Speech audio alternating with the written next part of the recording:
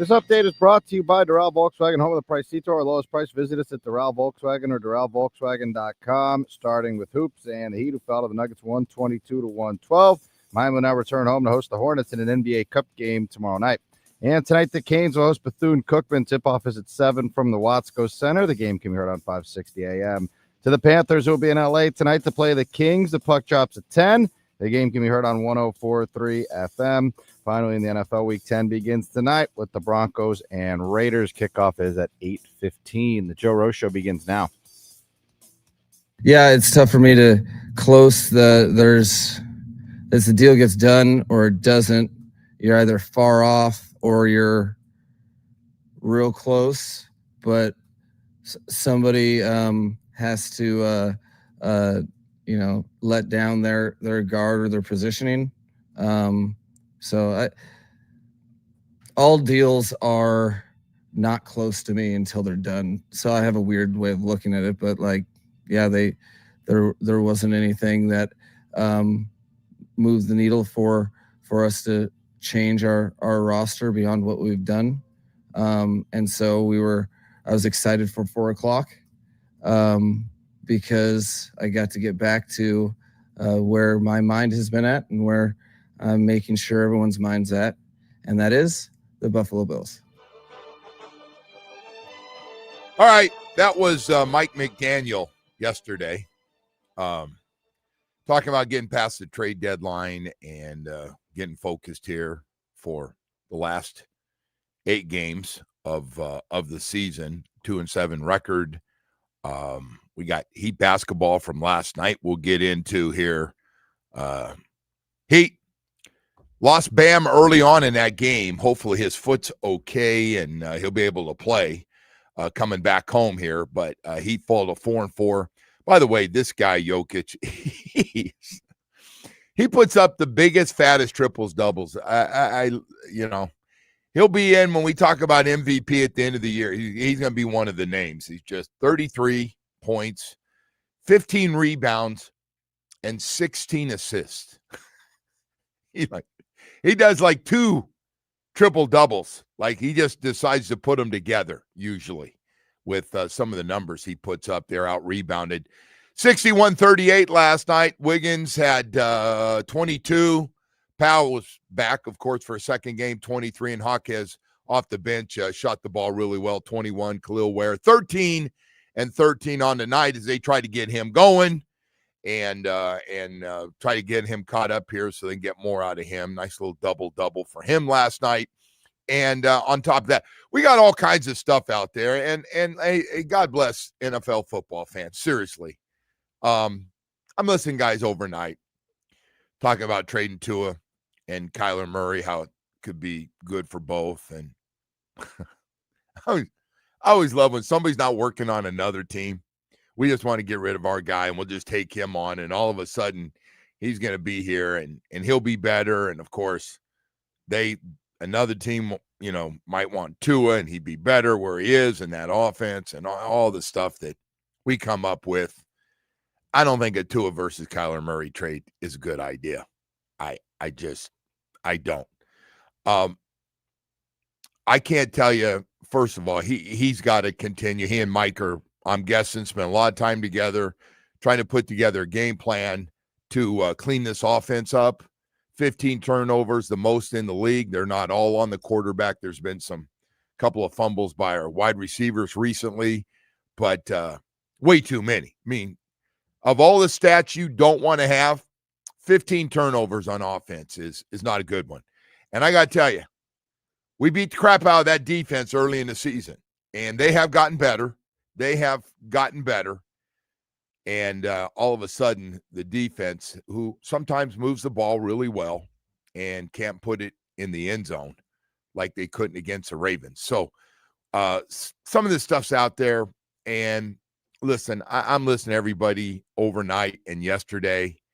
And this quarterback, I'm just after doing radio for this many years, I realize no matter how good, and you patch in another quarterback, and we've had 3 or 4 young quarterbacks look like they're going to be really good, and the teams are all in and feel like They might have their franchise quarterback. Some of them don't have a lot around them to really show. But at the end of the day, you step back halfway through the season. And, I mean, we might debate one or two of these a little bit. You might disagree with me as you're just getting up this morning. But nobody will disagree how important it is to find a franchise quarterback. And it's not always on the quarterback. I'm telling you, a lot of it's system. A lot of it is you don't have enough talent. You got a quarterback that doesn't fit your system and those type of things. But I don't think I'm too far out there saying the Dolphins could be looking for a quarterback. The Jets will be looking for a quarterback. The Browns will be looking for a quarterback. If they think Dylan Gabriel's the answer, then everybody should be fired. The Steelers are sitting there with Aaron Rodgers, who, by the way, is having a really good year. The team's 5-3. He's got 17 touchdown passes. He's actually played a lot better. Jets, of course, he's playing for Pittsburgh and not the Jets, who are a disaster. The Saints, I don't know. You think Rattler or Shuck's the answer? You think they're sitting there going, oh, boy, we got our guy, Rattler and Shuck. Let's just get more around them. I don't think so. I think they're going to be looking for a quarterback. Arizona, a little bit of what we're going through, man. Kyler Murray, who they gave that second contract to. Remember that whole thing, by the way, with his contract? One of the craziest things. They tried to put in that clause that he works harder, that he studies harder, that he takes stuff home and they want proof that he's actually studied. I've never heard that with a quarterback. I know there have been quarterbacks that aren't big on, extra work and, learning coverages and trying to figure things out on what teams are going to do to them and all that stuff. But that was a strange one. And the Raiders, I'm not sure the Raiders, even with Geno Smith, and I don't blame Geno Smith because I don't think that team has a lot of talent either. They're sitting there at 2-6. But there's some teams, to my point, going to be looking for quarterback. And we do this every year. Every year we talk about 5, 6, 7, 8 teams going, man, we're still looking for that franchise quarterback. And we've been there. We've been there. And I think we're there again, actually. But, man, I got to tell you, it is amazing. And you look at all these teams that have made a run at it. We talked yesterday, Woody, about Arizona actually drafting first-round quarterbacks in back-to-back years. And now I think the Kyler Murray thing, I don't think that head coach wants him either. They're going to have that long conversation after the end of the year, too. Like, what do we do with Kyler Murray? We owe him a lot of money. Not Tua money, but we owe him money. So these What's the whole drafting quarterbacks that are not sized properly to play the position, right? You need to have the durability factor as well. And that I just wonder if that run is done, man. That whole run of drafting guys that just like Bryce Young's another one of those. I know he's playing better, but these guys are just, I don't know, man. They're big guys on the defensive line. And those linebackers and stuff, it's tough when you're that size to stay healthy. Yeah, I mean, look, would you like a 6'4", 6'5", 6'6" quarterback that's real athletic? Yeah, you would. Yes, but you're not going to. I mean, they're not all that size, Woody. No, I know, but these guys are considerably smaller. No, those two we're talking about in the Tua Kyler Murray thing. Kyler Murray, listen, that's been a knock on him. Russell Wilson messed it up for everybody, man. He actually came in, was really good. Whatever he is, 5'10" or 5'11", and they're going, hey, if they're athletic enough and they can play that position, and so they started bringing in some shorter guys and that are good. Hey man, they all look a little different. There are guys I think there's always gonna be a place for guys. I think less and less of it that can just drop back and fire it. Although we got 3 or 4 good ones, the greatest of all time. He was a drop back guy. He was not a running quarterback in Tom Brady. Again, I think a lot of it has to do with the system, people around you, and those type of things. But I will tell you, Woody, and I know you've been watching Red Zone more than I have. I do notice certain teams, man, they drop back, things look covered, and I seen guys running for 15 or 20 yards. And it sure is nice to know when the play breaks down and the offensive line breaks down and everybody's covered in man-to-man, it doesn't look good. The play looks like it's going to be a disaster. To have an athletic quarterback that can run in today's game, hallelujah. I watched that Bo Nix make 2 runs at the end of the game in that thing. And, Denver doesn't play great early in games, seem to always have comebacks. And he makes a couple throws, but he also just takes off and he runs.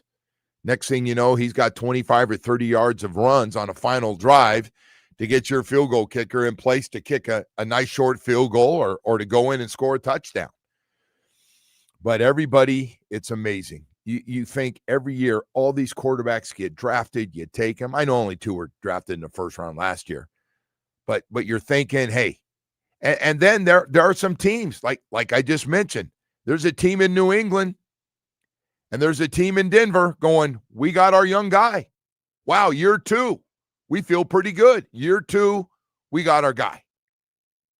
And those guys their teams have the two of the 3 best records in the NFL right now. And again, it's not always just about the quarterback, but make no mistake about it. You got to have one of those special guys back there. You do. You have to have one of those guys got a little different makeup late in a game to finish it off and to have the big comebacks and can do it, whether it's throwing the ball or running just enough to get a first down or just makes the right decision, knows what they want to do, and can bring you back. And right now, there's a lot of teams out there. This thing will be interesting to see how this matches up with a college football class of quarterbacks that, honestly, there's some great stories. Mendoza and Simpson are great stories how good they've been. Unbelievable. Moving to the top of the board, probably top of the Heisman Trophy. But look at the 4 or 5 guys that have absolutely crapped the bed and not played well. Again, not saying it's all their fault. There's a lot of guys. A guy in Miami has not played the way he started. Hasn't. There's a guy in LSU. Guy in Oregon didn't play well against Indiana. People look like they've cooled on him a little bit. You start going around to some of these places with these quarterbacks. And of course, Arch Manning, everybody said all along he's probably going to come back anyway, but he'll definitely be coming back to college next year for the guy that just got overstroked by everybody in the media, especially the ESPN gang that decided he was going to be the first overall pick, and it hadn't worked out. And again, I don't blame him. He's got more time. I think someday he'll be really good. I do. But, man, I think this class of quarterbacks, you're going to have to slow down. And this stuff of reaching for a quarterback on potential, how'd that work out for the Colts? All these guys. I listened to Nat Moore tell me that this kid Richardson from the Gators went early to the Colts. Said, Joe, he needs another year. He's got all the talent in the world, but he needs another year, man. He is raw. And, man, he could use another 12, 13 games at Florida to really get a feel, learn more about the game. But these guys, again, I probably tell my kid to turn pro too. Make that kind of money on a first contract. But the other side of it is, I think a lot of people think he can't play now. Right? He's been injured a lot. Second of all, he pulled himself out of a game because he was tired. I've never heard of a quarterback doing that. And those kind of things can be big downers, big no-nos for teams, big red flags going, forward with some of these guys. We got a lot of stuff to get to here this morning as we get set for we're past that trade deadline. We got a lot of hockey, a lot of basketball coming up. We got a nice batch of games coming up here. So what we're going to do is Brian Baldinger is going to join us, our NFL insider. We'll talk to him coming up here in just a few minutes here. Kim Bokamper going to join us a little bit later on. We'll talk to Bo. He's fired up yesterday. Oh, Lord, was he fired up. He is just this whole thing. It's going to be an adjustment for everybody. For Dolphin fans who want to know what the game plan is, what exactly is the game plan? And what are we doing going forward? We have an interim general manager We have a head coach that I think is going to be around definitely for the rest of the year to see what he does and what Tua does. But in the big picture, still love to know what the game plan is and what Stephen Ross, because it's his team. It's going to be his decision at the end of the day. Hey, I got to tell you what my decision is to go with your South Florida Chevy dealers every day. Man, when I talk about their trucks, it starts with trucks when you talk about Chevy. Chevy's got a lot of great cars, trucks, and SUVs. Don't get me wrong, and I drive a Tahoe now for damn near 20 years. But I want to tell you about the truck family, the durable Colorado with its standard turbo max engine and impressive torque. Got everything you could ever want for living here in South Florida. Silverado 1500, again, ready, steady, and strong, delivering all the power you could ever want with the advanced technology needed for the workday workhorse and the weekend warrior. Right over to Silverado HD. And I got to tell you, legendary horsepower and one of the hardest working beds in the business. Hey, man, whether it's a mid-size, full-size, or heavy-duty truck, Chevy pickups, man, it's like we've got one custom-made for you and what you do, whether it's a full-time working truck. I understand a lot of guys up early this morning listening to us. They don't just work 5 days a week in the back of that truck. They make a living working 6 and 7 days. You need something durable, and that's what your South Florida Chevy dealers are all about, with outstanding offers going on right now.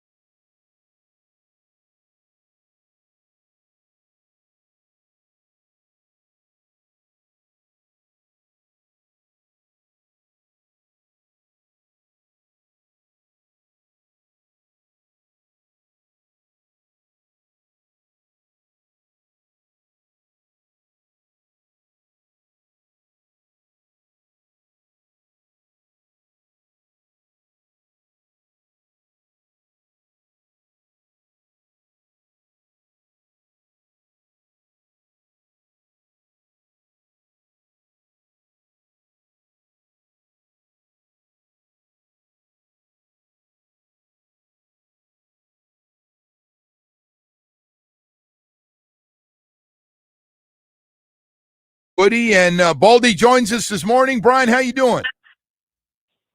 Good morning, Joe. I'm just trying to catch up on the aftermath of the trade deadline yesterday. Oh man. Well, Try to we figure might. out Yeah. what was going on. Hey, well, let's start. I know you spent a lot of time over there at Jets camp, and you're over there a lot. What'd you think about the move to get rid of their two young defensive stars? Boy, did they! And you talk about a lot of great picks with 5 first-round picks and 3 second-round picks now set up for the next 2 drafts. Yeah, well, they've done this before, Joe.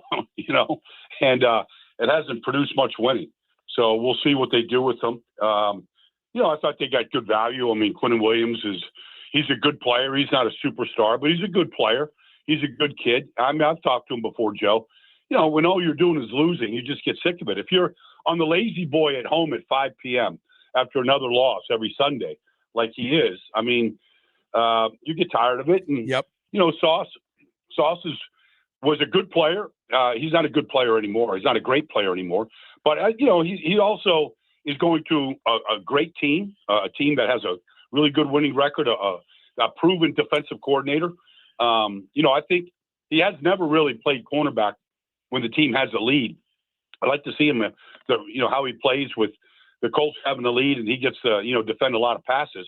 Maybe he can kind of get back on his winning ways. But, they got a lot of value, and they're 1-7, and they're not going anywhere. So they decided to rip it up.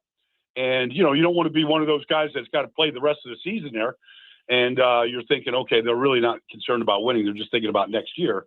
And so, if you're a player there, you're like, okay, am I going to be next? And that's kind of the mentality. Yeah. Hey, so I got to ask you, Dolphins 2-7 had an ugly Thursday night 28-6 loss to Baltimore.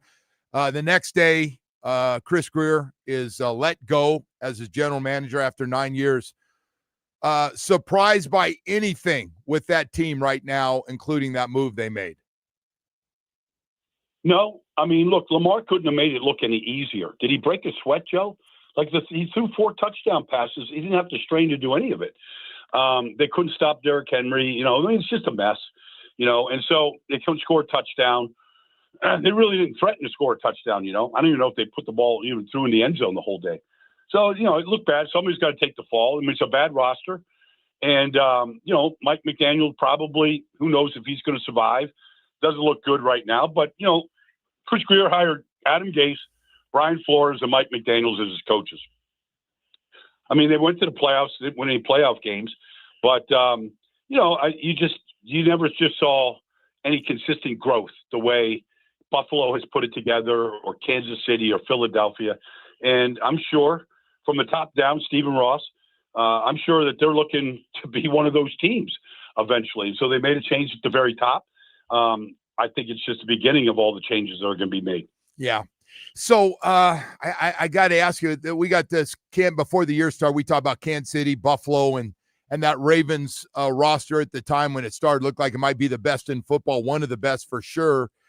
And here we are. All those teams are still in it. Don't get me wrong, but Denver, Indy, and New England with the best records in football. I think it's great for football. What'd you think of what you've seen, especially from Denver, Indy, and New England so far? Well, they all have quarterbacks that are at the very top of the leaderboard right now as far as touchdowns, interceptions. I saw Daniel Jones he didn't have a good game against Pittsburgh, but they kind of flopped. But I think they're a really good team. And this Bo Nix is unbelievable. I mean, he really is. I mean, they were in a dogfight on Sunday, and he made all the plays that he had to do in order to win that game and get out of Houston alive. Houston's got a great defense. And then you look at what's going on in New England. Drake May is the top-rated quarterback in this league. Jeez. And when you watch the game, you're going to see him, this weekend, Joe. When you watch the game, like, he looks like he's arrived. Now, I'm going to see him this weekend's Tampa. I'm sorry. I'm going to see him this week. And honestly, like, he looks like a great quarterback. He can escape pressure. He can make the deep ball throw. He can make the stick throw when you got to, put it into a tight window. And then they do everything right. They run the ball. They run it more than they throw it. They've rebuilt their defense. They've got great playmakers on that side of the ball. And Mike Vrabel's a proven coach. And here we are. You got quarterbacks and good coaching. And here's what you got. You know what's funny too is so week 2 we played New England in a tight game, and they weren't sure. We're sitting up there with the announcers with Zolak and those guys who go, we don't know, we haven't seen it yet, and I'm going, they've seen it now, because that guy, you talk about guys getting better and better every week, playing with great confidence. My God. Yeah, he does, and it's Diggs came in, he leads the team in receiving. He's played a good role. What do you feel? And maybe it's just a winning, Joe, but you feel like you're watching a real team. I remember Vrabel had to suspend Christian Barmore, their starting defensive tackle, and he didn't play him for a first quarter because, I don't know, he was late for a meeting, broke curfew, whatever it was. He just sat him down. Nobody said a word about it. Vrabel did the right thing. There was no backlash to it. Like, he's got, he knows how to coach. Yeah. He knows how to put a team together. I see Diggs score a touchdown the other day. Every single receiver came running into the end zone to celebrate with them. I mean, some guys came off the bench, but they all celebrated with them, and that's kind of what their wide receiver room does. One guy scores, they all come and rally together, and they all celebrate it as a group. And it's just, they drafted 2 young offensive linemen. They hit on both of them, and so, they're building this team the right way, man. They got a lot of rookies out there playing. Got a second-year quarterback who's arrived, and I think it's going to be great this week against Tampa. We'll find out a little bit more about them. They've kind of gone through some of the dreck of the league in order to get this 6-game win streak, but they haven't slipped up either the way some other teams have. No, they haven't. Hey, how you looking at Josh Allen? Those guys went through a little funk, and now they've kind of bounced out. They have a great win against Kansas City. I thought Josh Allen was good, but so is the defense played a lot better overall. That running game and that offensive line, man, it is first class. It's first rate for sure. What do you think of the Bills so far? Well, I like them. I mean, that offensive line, this is the 3rd year in a row they started the same 5 guys. God, that's and, crazy. They just keep lining up. Deion Dawkins wants to win the Protector of the Year award, and he might get it the way he's playing. But James Cook is the difference maker. And, if you want to beat Patrick Mahomes and the Chiefs, you have to affect Mahomes. They hit him 15 times, Joe. Like, he's not completing a lot of passes down the field when he's literally kissing the dirt at, Highmark Stadium there in Buffalo. And that's, if they want to beat him in the postseason, they got to do the same thing. Joey Bosa looks like it was a good signing. He had a great day on Sunday, along with the other defensive linemen. So, the Chiefs had problems at left tackle, and at right tackle, and it kind of caught up to them a little bit in that game. Brian Baldinger here with us on QAM Insider. Calls are brought to you by Nationwide. For your insurance and financial needs, Nationwide is on your side. Hey, I got to tell you, maybe the biggest surprise going on, and we've seen Jacoby Brissett's been with 7 teams, including New England twice. He's a South Florida guy from Palm Beach. He could be starting going forward over Kyler Murray. That surprised me. Usually you get that franchise money. They don't do this, but he's played so well. What has been the difference in Jacoby Brissett now to be named the starter? He runs the offense, Joe. He gets everybody involved. He sees the whole field. He's playing great. That's a great win against the Cowboys. They stopped the 5-game losing streak. They had lost 5 games in a row, Joe, by a total of 17 points. Amazing. It's just like it was a 1-point loss, a 3-point loss. And the quarterback couldn't make any plays to win games down the stretch. But Jacoby, the offense, the ball got to Marvin Harrison Jr. That's the best game he's had all year. Play action pass on time. The ball gets out of his hands. The offensive line has played better. They ran the ball good against the Cowboys. There's no way they could go back to Kyler Murray right now. No, there's no way. I don't care how much money he makes or first pick in the draft, whatever. You not just ride the hot hand, but the offense looks different when Jacoby is running it. Hey, so we talked about the AFC a little bit. The NFC, man, looks pretty open right now. Philly, Detroit. I like the Rams. I don't know how you feel. And that Seattle team, you mentioned them a couple weeks ago, and you're right.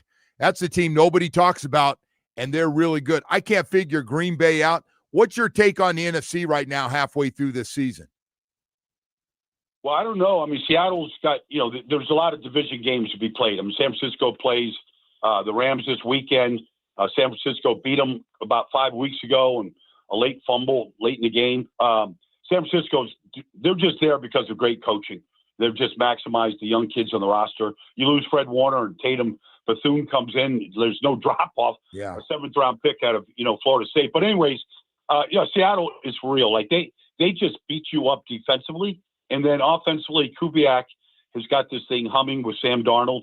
That's going to be a really fun race to see who wins it. I think Philly is loaded. They've just, it's the arms race to them. They've just got Jalen. They just got, Jair Alexander.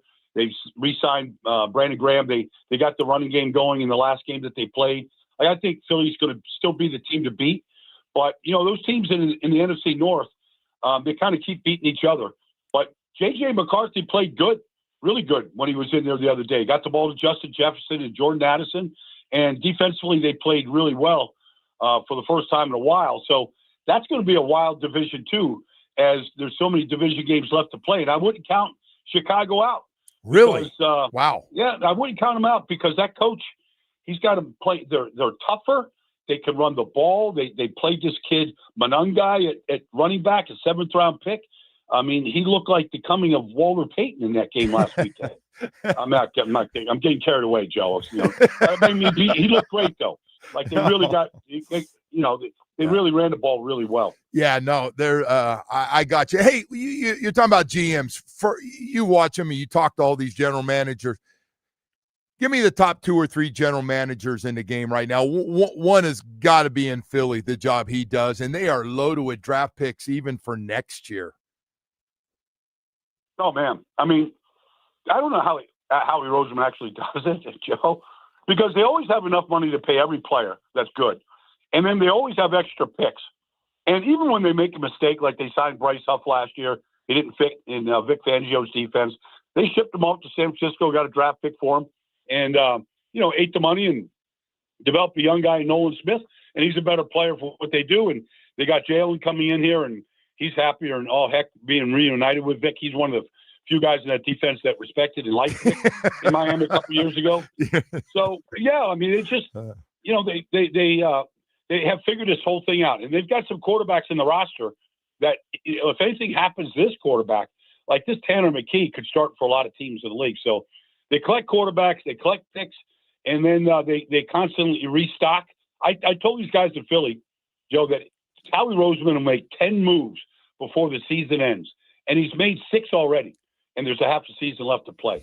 Yeah, it's amazing, and they are looking better and better and better. I thought this NFC East might get interesting, and nothing interesting about it. They are clearly the best team right now. Hey, well, listen, man, Baldy, I appreciate you coming on, bud, to talk to us a little bit. Yep. It's going to be fun down the stretch here and see what happens now. Thank you. All right, Joe. You bet, man. Have a great week. I'll talk to you next week. You got it. Brian Balding, Odyssey NFL Insider. He's also the host of the Best Football Show podcast. Insider calls are brought to you by Nationwide for your insurance and financial needs. Nationwide is on your side. Atlantic Men's Clinic, ED and Low T, man. Oh, Lord, when you get it, it's the worst. Oh, it sucks. Just talking about my situation. I'm not even talking about yours, but I will tell you, did make me feel better when I went to Atlantic Men's Clinic and they say, hey, Joe, every guy's going to have low T followed by ED. It's going to happen to every guy out there.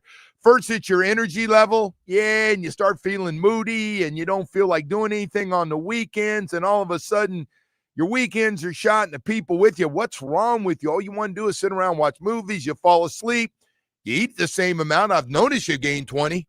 Well, I'll tell you what, if you're going through that right now, and you're looking at your belly, and you're going, man, I got to get going, I got to do something, and then your sex drive's gone on top of it, that got my attention. I don't know about you, I got to tell you, Atlantic Men's Clinic flat out works. Work like nobody's business. I went down there, got the PSA test. I met with their professional staff. They put me on a plan, and they go, this is it. And I go, let's do it. Let's roll right now. 7 locations in South Florida to serve you. Unbelievable how I felt within a couple weeks. Unbelievable. Call them today if you're going through it and you want to change and get more out of your life in your 40s, 50s, 60s. That's when it happens. And it will happen to every guy out there.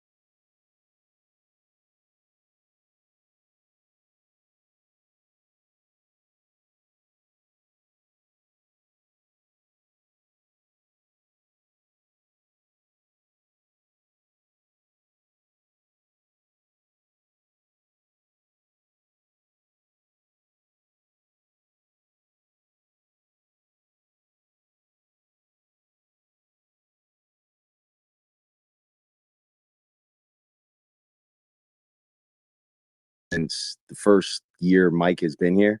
So we look at this as like we got to win every time we play Buffalo. That's kind of how we look at it. I don't think you can look at it any other way. And for us as a team, collectively this year, I mean, we got nothing to lose. We got to go all in with this. Last game against Buffalo teach you about, I guess, what did you learn from that matchup? I don't want to say what did it teach you. You played them like 20 times. On game-winning drive, can't throw an interception. So, yeah, just got to find a way to finish better and, place our team in a better position than that when we're able to go down and potentially tie the game up. All right, Tua Tagovailoa talk yesterday. Listen, I listened to his stuff. I'm always curious to see what he's going to say, obviously, because he's had some weeks where he was like, ooh, he did not say that, did he really?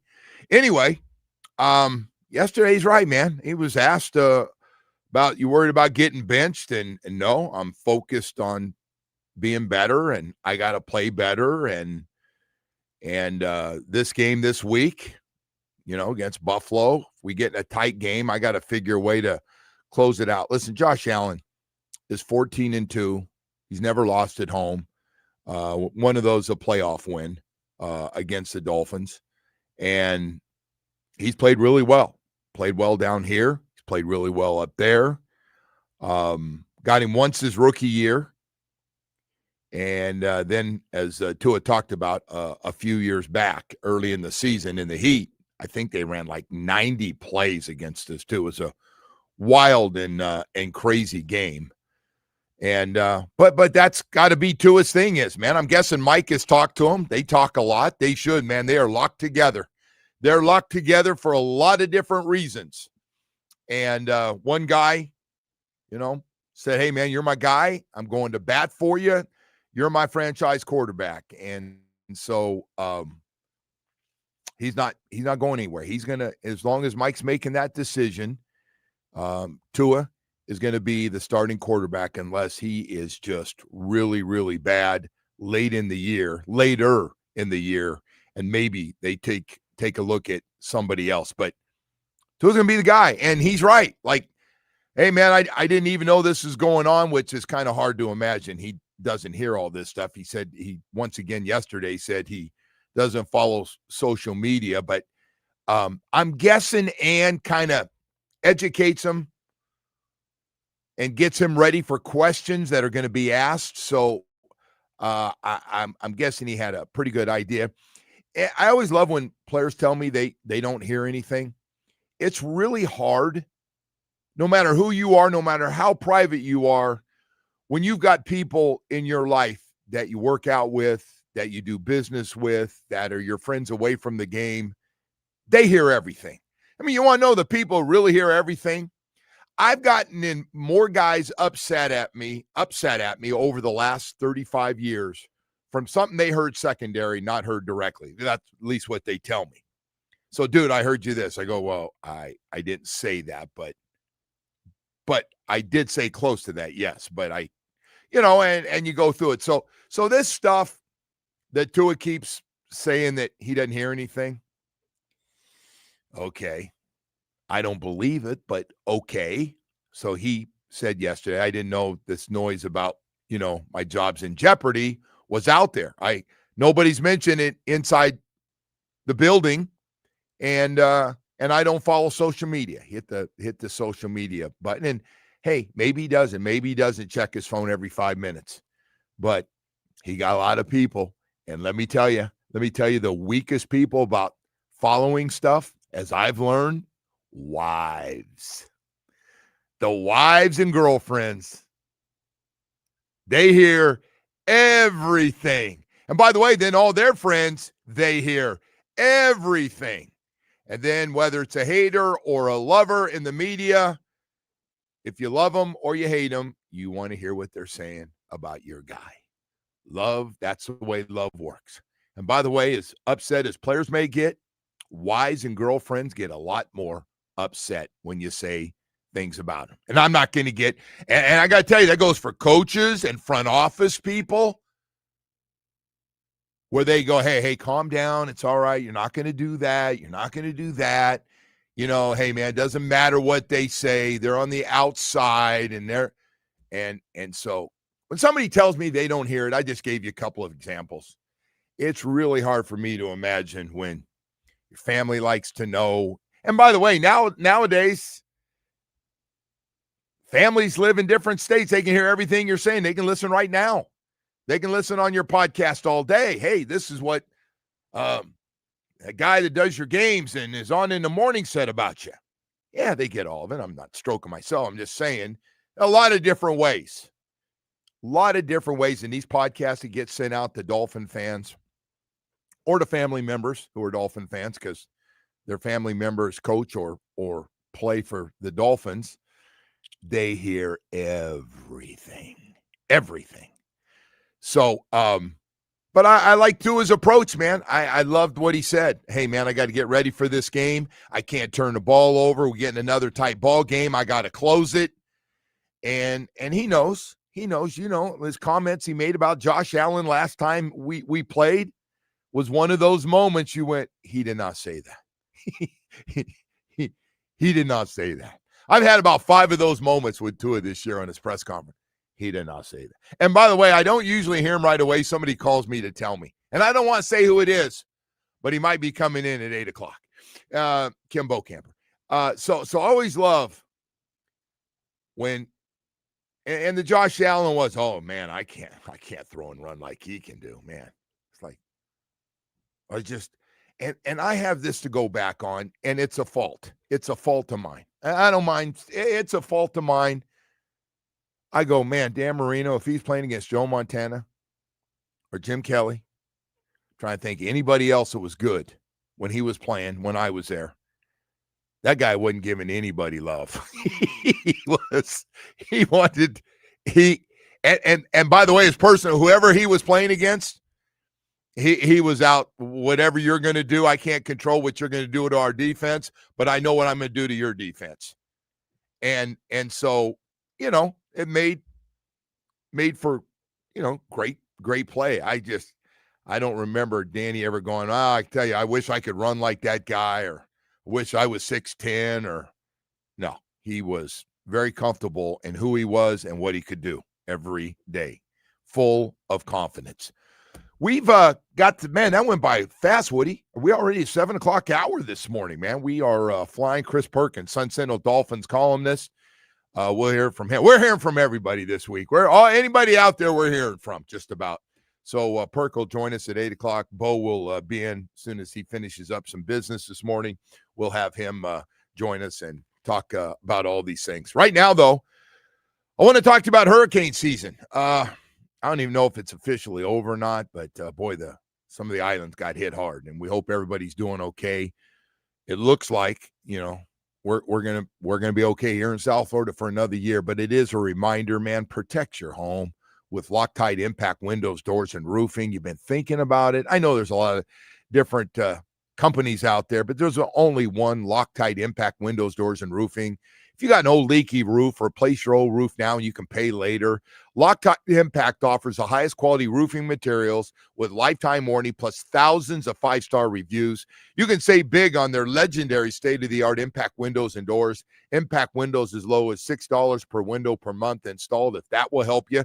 Don't wait for the next storm is the bottom line. Visit LoctiteImpact.com, LoctiteImpact.com. You can call 954-500-LOCK. I like to go old school with them and talk to their guys and the women and the staff they have in there, because they're knowledgeable. They can help you. They'll get everything set up so you can get started. Very competitive prices covering all of South Florida. Chev and his gang over there, Loctite Impact windows, doors, and roofing. WQAM.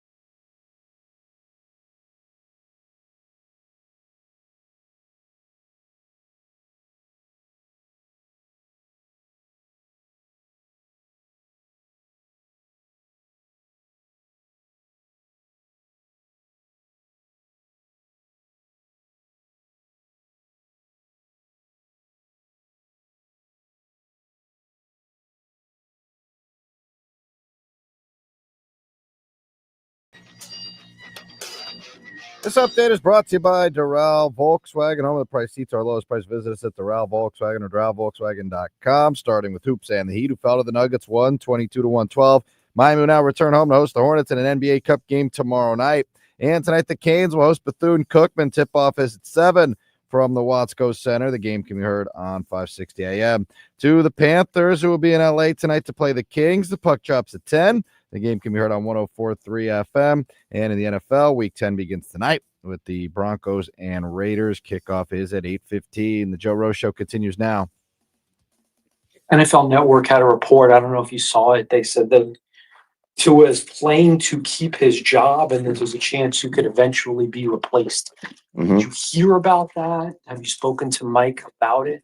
I haven't heard about any of that. No social media for me. So that's the first time I'm hearing it. What do you think when you hear that phrase that you're playing to keep your job? Well, I wouldn't say I'm playing to keep my job. I think I'm playing to try to help our team win every time. I think that's the objective, for every quarterback that's playing, for every football player that's playing as well. The objective is, how can I help my team win games? And so I would say, if you're looking at it in that sense, I would say my performance needs to be better. And my performance doesn't reflect me trying to keep my job, because that's not the standard in which I've been playing all these other years. So I would say that. All right, Tua. Joe Shad asking. Not his question, but somebody else he heard say it, and then he threw it in there. But anyway. This guy has him winning, the next 5 games in a row or something? But what I sent you? Yeah, what'd you say? He said 7 and 10. 7 and 10 on the season. Yeah. I'm guessing right now, if Mike could take 7 and 10, he would run right through the. Oh, you don't say. In a heartbeat. So he was breaking it down. And listen, they're going to be playing some teams that are looking to get a high draft pick. There's no question about it. The Jets don't want to waste all those number 1 picks. And the Saints are coming up, and they've got lots of problems. I know he's thinking Cincinnati has absolutely no defense. You telling me that guy we just heard speak doesn't need a change of scenery?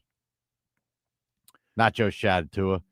I mean, that just sounds like a guy who, this thing has run its course, right?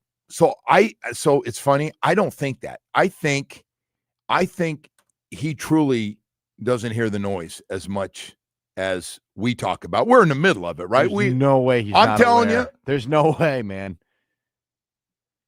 It's impossible to live in that sort of a bubble. First of all, he's got his money no matter what. So yes, let's just start. That's just like every day. But I don't think that's like the be all end all. I think athletes want to succeed. No, he does. He's like Whiteside. By the way, I totally agree with you. By the way, I'm glad to hear you say that.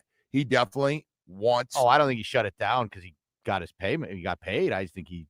But there sure is a lot more. No matter how you play, it sure is nice to know that amount of money's coming in guaranteed over 3 years. Yeah, but look, this thing is not going well. The fan base is clearly turned on him. This is like the Ryan Tannehill thing. He needs to change the scenery, man. And look, it's done well for a lot of guys. Literally Sam Darnold or Baker or whatever. Like maybe he'll go play well somewhere else. I wish him the best, but this is just not working. I truly believe he's thinking, I'm going to play well this end of the season and show them no matter what the win. You got to hear me out before you jump on me. Go. He's thinking, and he should be thinking, I'm going to show them win or lose. I'm going to show them I'm going to put up some big games with what I have and show everybody. Because right now he's on pace with, the team's turned it over 15 times, leading the league. When was the last time the Dolphins had the most turnovers in the NFL? Good God. And he's responsible for a lot of them. Not the last 2 now. Not the last 2. The Washingtons, who are not related, ended up being a problem on those. But anyway, yeah, I don't think that's his thing is I'm going to show everybody, and I'm gonna make sure they want me back next year because I'm going to show them what I can do. And he should, for what his head coach has done for him, truly, and I mean this more than almost any other, coach and quarterback relationship in the league. And as soon as I said that, I thought of Andy Reid and Patrick Mahomes, which about as good as you can get. But No, this is a pretty good rehab job.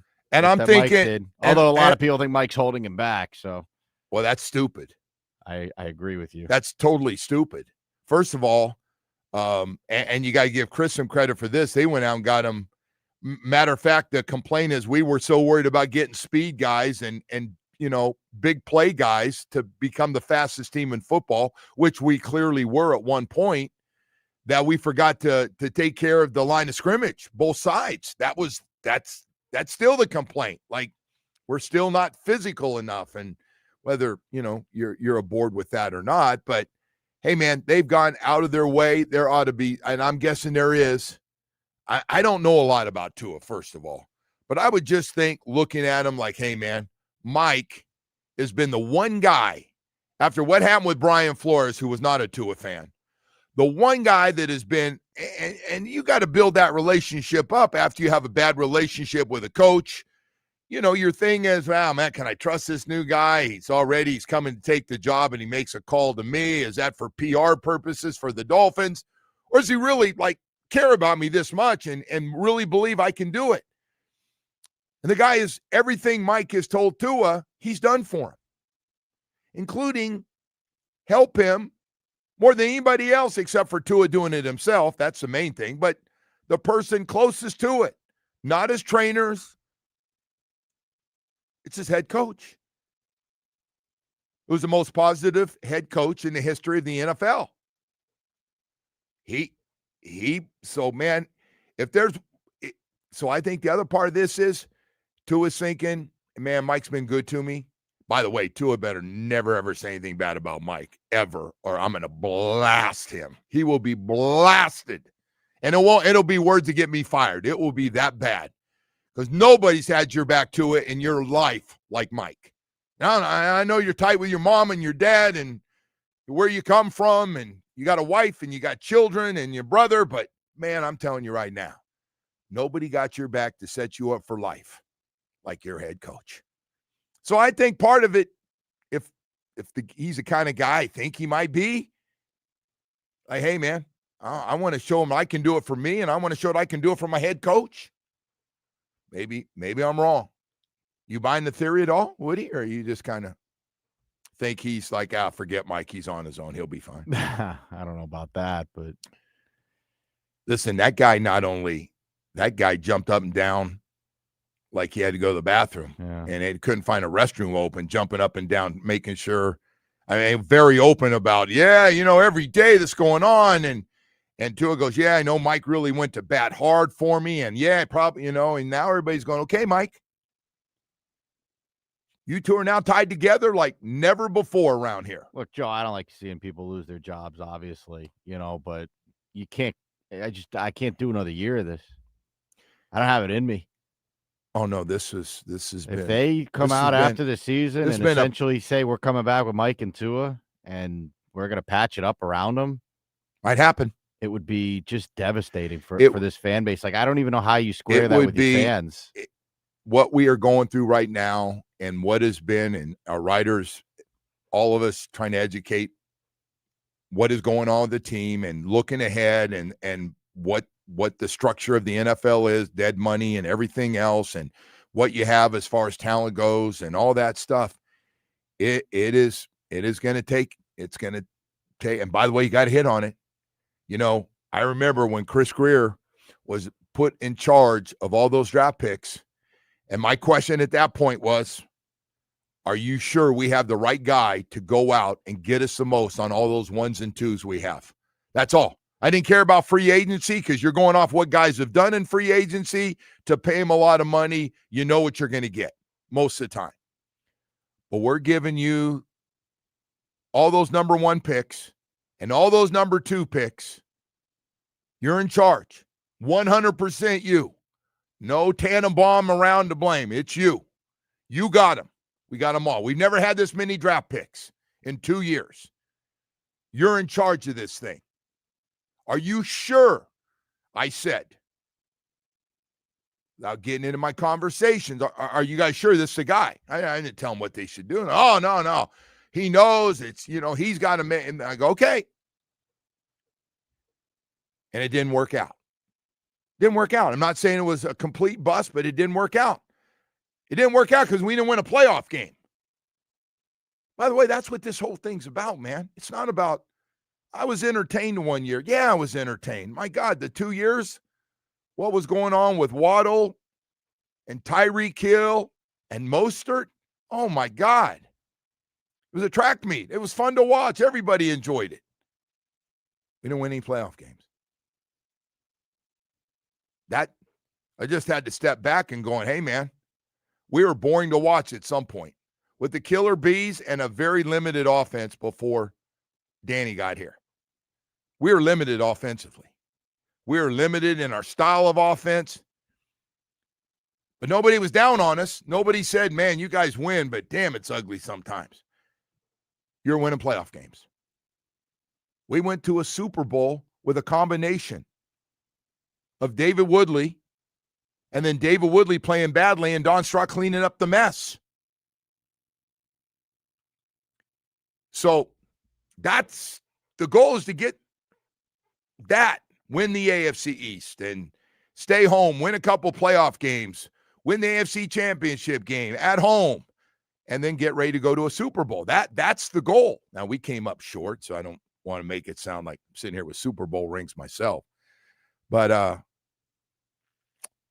anyway, this thing is there's going to be a lot of talk about it. Some of you, no matter what, a lot of our fans, I think everybody I've talked to has heard from Dolphin fans, and you hear conversations and what are they doing and what's going on. And I don't have any answers. I don't have any answers, but I am not going to be surprised if Mike's back next year. Especially if those guys keep playing hard. And the second thing is, with this Tua contract, I am not going to be surprised even more that he's going to be the starting quarterback next year. Whether you like it or not, I'm just telling you, money, relationships, Mike, and I think part of this goes, hey, everybody thinks Mike's going to get the most out of Tua because he's done. He's got a history of doing it, getting the most out of him. I forgot the numbers and everything for what he was able to do, and high percentage completion and all the other things. Anyway, Woody, I got a little long-winded. Sorry about that, man, but it's pretty serious stuff, man. Things are ugly, man. Pretty serious stuff going on here, How are we brother. gonna look on Monday when we come in? What are we talking about on Monday? Well, you know what everybody did after they beat us, and we had a chance at the end of that Buffalo Bills game to tie it up with 5 minutes left. Everybody's going to go, hey, man, we kept it close with a chance at the end. That was a positive spin, right? We kept it close at the end. Sure. I think people would be devastated if they beat the Bills, by the way. Shocked or No, I think devastated? people would be crushed. Okay. Why is that?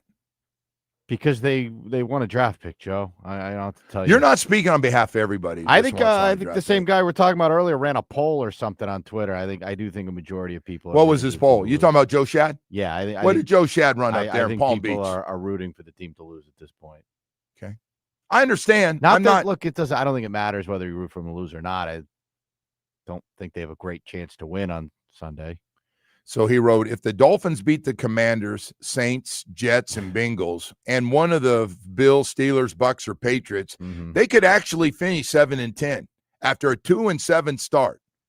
By not selling off at trade deadline, that's not an entirely unrealistic goal.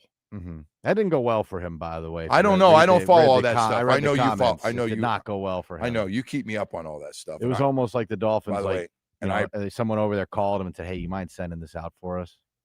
I don't know that. I don't think anybody's doing that right now. No.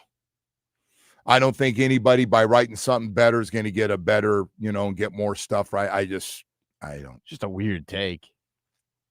Very organization friendly. Hey, Woody, before we go to break here, man, I just want to let you know I spoke to the main man last night, told me he's getting emails and calls from buyers flocking down here from New York looking to buy businesses. He said, what kind of business you looking for? Man, it is time now to sell your business. I always say this. It's about supply and demand. Call the main man and let him do a free evaluation and get you cash out in a big way, get you the most money for your company. And this just goes back to a basic thing. If you're ready to sell your business, there's no better time than right now on the amount of people from the Northeast that are still moving down here to buy businesses just like yours. And if it's something you've been thinking about, you're tired of being tired and everything else with it, you're burned out, you've been doing it a long time, it's been really good to the family. Your business has been really good, but maybe it's time for you to sell it. And you've been thinking about it. The more you think about it, the more reasons you should be calling Anthony Caliendo and let him get going. He'll package it, sell it. That's what really makes him number one at this. I'm talking about the main man, Anthony Caliendo, at the Business Broker Experts. Boy, I'll tell you what, the best business broker in the state of Florida. He works with businesses of all sizes, specializing in exit strategies that maximize your value. Florida's booming, man. Florida is booming. More and more people coming down, even telling the main man exactly what they're looking for. And you might be that business. And if you're looking to sell out, get the most for your business right now, have somebody walk you through it, help you structure it, get the most money, get you a rock-solid exit strategy. Boy, I'll tell you what, he'll flip your business and cash you out in a big, big way. 1-800, the main man, and speak to Anthony Caliendo, the main man, today. That's 1-800, the main man. The Joe Rose Show.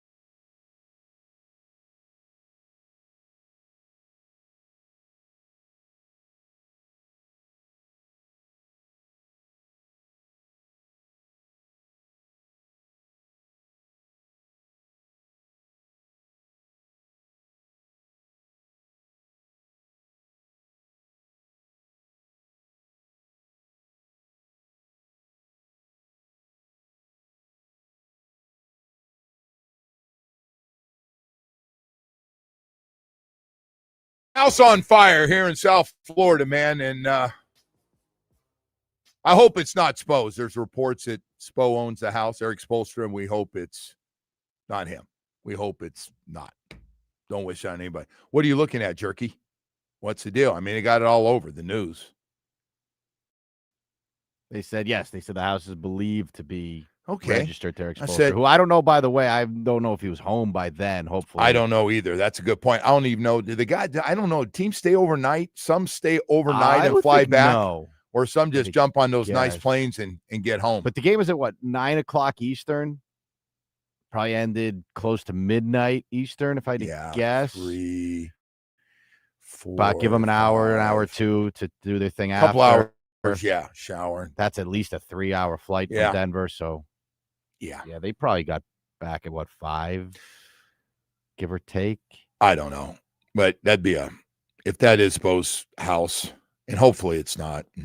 But Yeah, if it is, well, most importantly, as long as he wasn't. yeah, he's hopefully he and his safe, family right? and everybody's safe. Anybody been in the house was able to get out, but that's Yeah, local news is covering it. They got the, what are the helicopter camera? Yeah. Where's that? In Coral Gables? Is that Yeah, where it I'm looks looking like- at Coral yeah, it looks Gables like got it's in, beautiful homes, man. Coral Gables is got some. Went to Biltmore for a wedding. My God, I walked with my wife one day and I went, holy smokes, where have you been? It's beautiful. You gonna move down there? Spanish style, gorgeous homes down there. A lot of new homes going in. Yeah, around that Biltmore is nice. You been to that Biltmore? Not if I've been inside. Unbelievable, man. Stayed for a I've seen it. weekend there and just we're there for a wedding, but it was, wow, was it nice. Probably a little too much drinking, but boy, was it fantastic. They have a nice pool. Isn't that Yeah, what they're known it's for. great. They have a big pool or something. Big Golf course, right? But you don't golf. No, but it's a nice golf course. They're trying to get that thing where they can get an event, either a senior event or I don't know if it's LPGA, but they're looking to get a professional event there. Tennis facility or no? I'm sure. I didn't see it. I didn't have a chance to do that, to see the tennis part. I didn't. Someone But said they got in at like 3 a.m. I don't know how that could be possible. that makes sense. Am I off on my time here? The game started at 9 o'clock Eastern, right? It's hard to imagine. They played the game at 9 o'clock. So the game got over at our time at midnight. Since the flight is almost 4 hours. Yeah, I don't know. 3 hours and 50. I got them getting home at between 4 and 5 o'clock in the morning.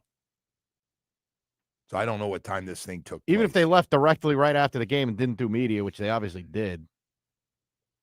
Which is at they least don't, an hour. They don't just sprint out of there. Like, By all the way, right, no you showers. travel- Let's just go get on. Let's get out of here. You travel with a team.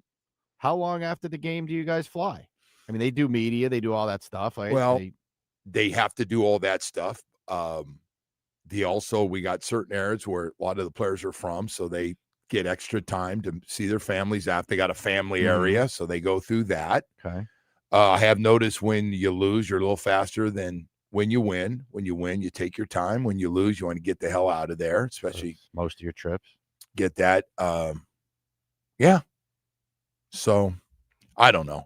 Hey, man, we hope everything's okay. We're bringing it up just because it's being reported and we're not trying to make anything up here.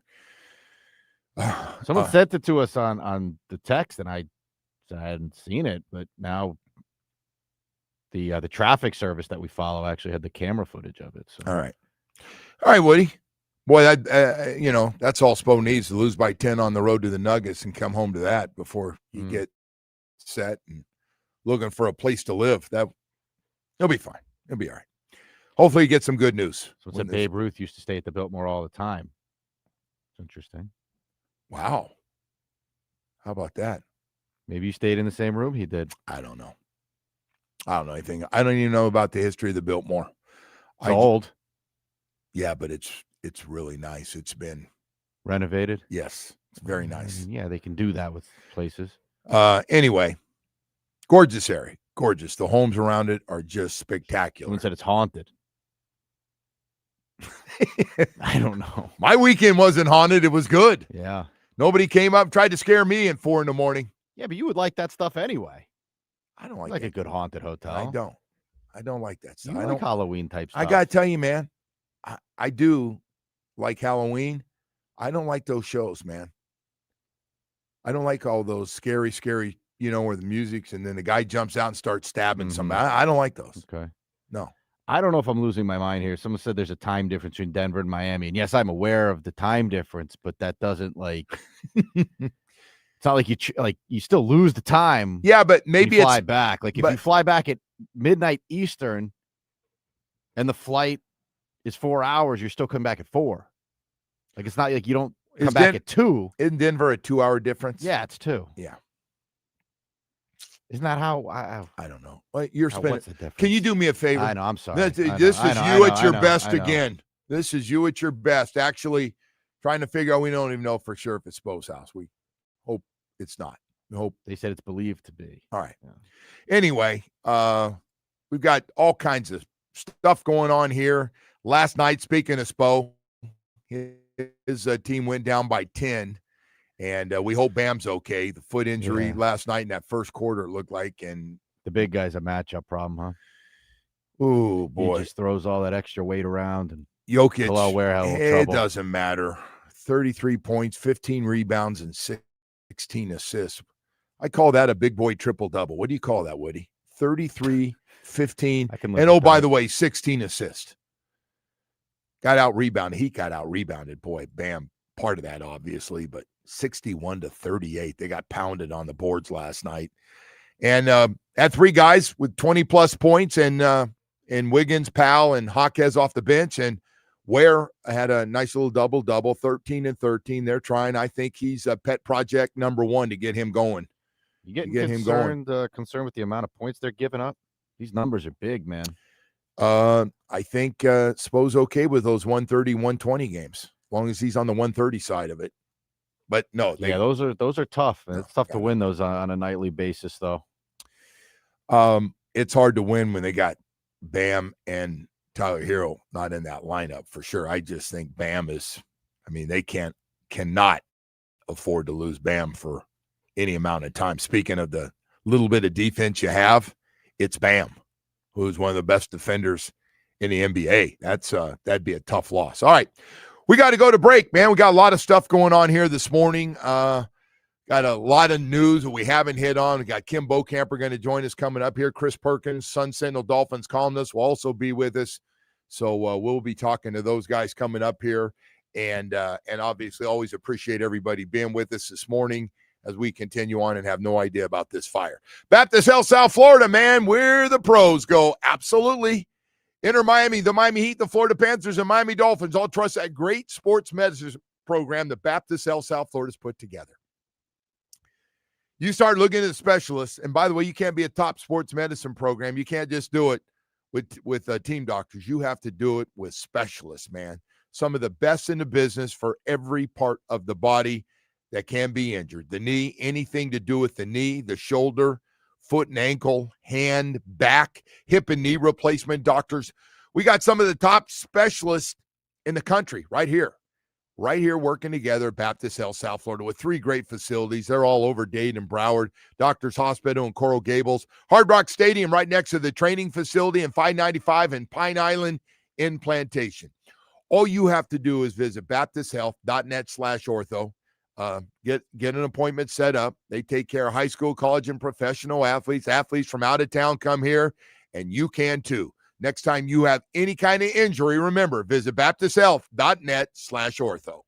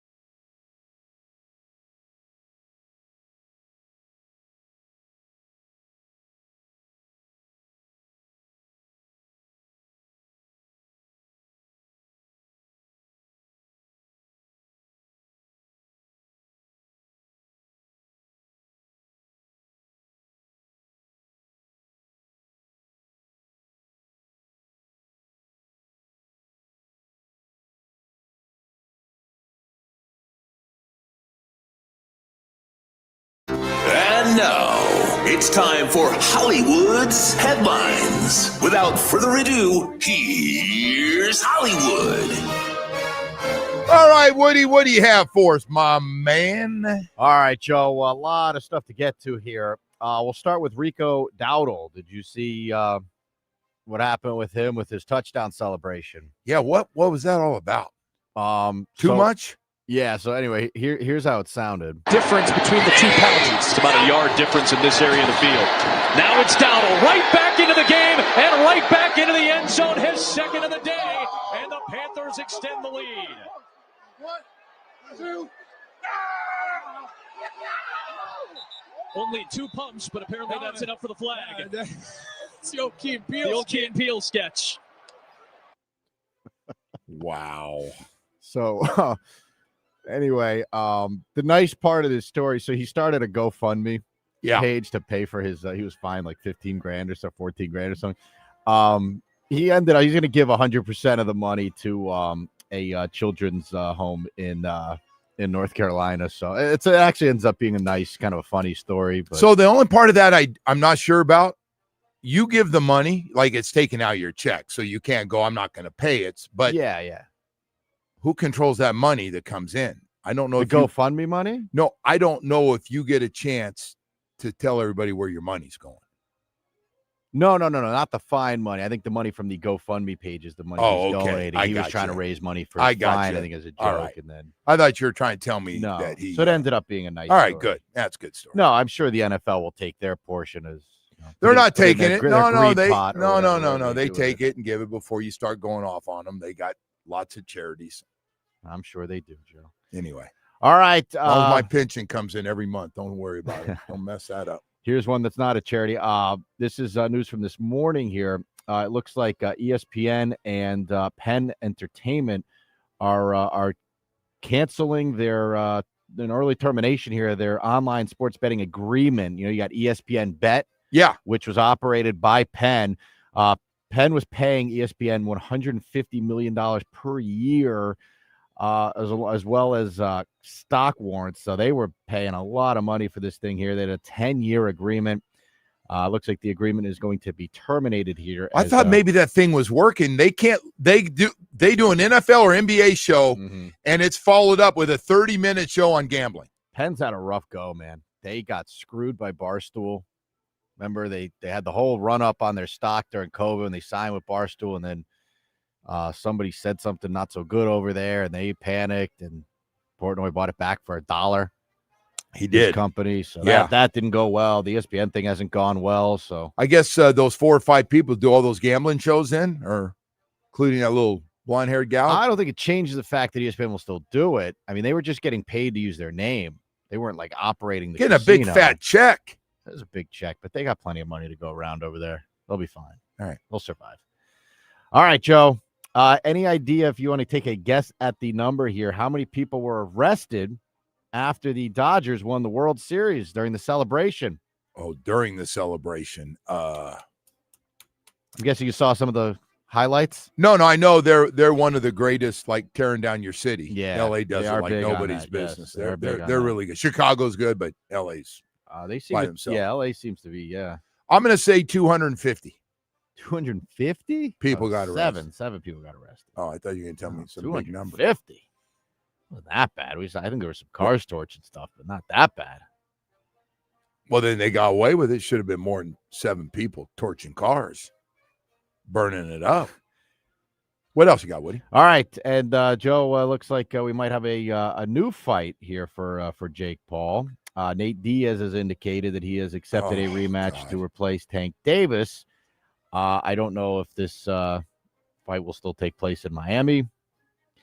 I think these two have. Nate Diaz will do anything right now. That guy is, and by the way, I know we talk about concussions in football. That guy's got to start worrying a little bit about the brain.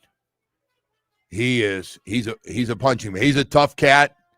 But I probably needs the money. Man, not a good idea. Not a good idea. You're gonna get knocked out. No, don't do it.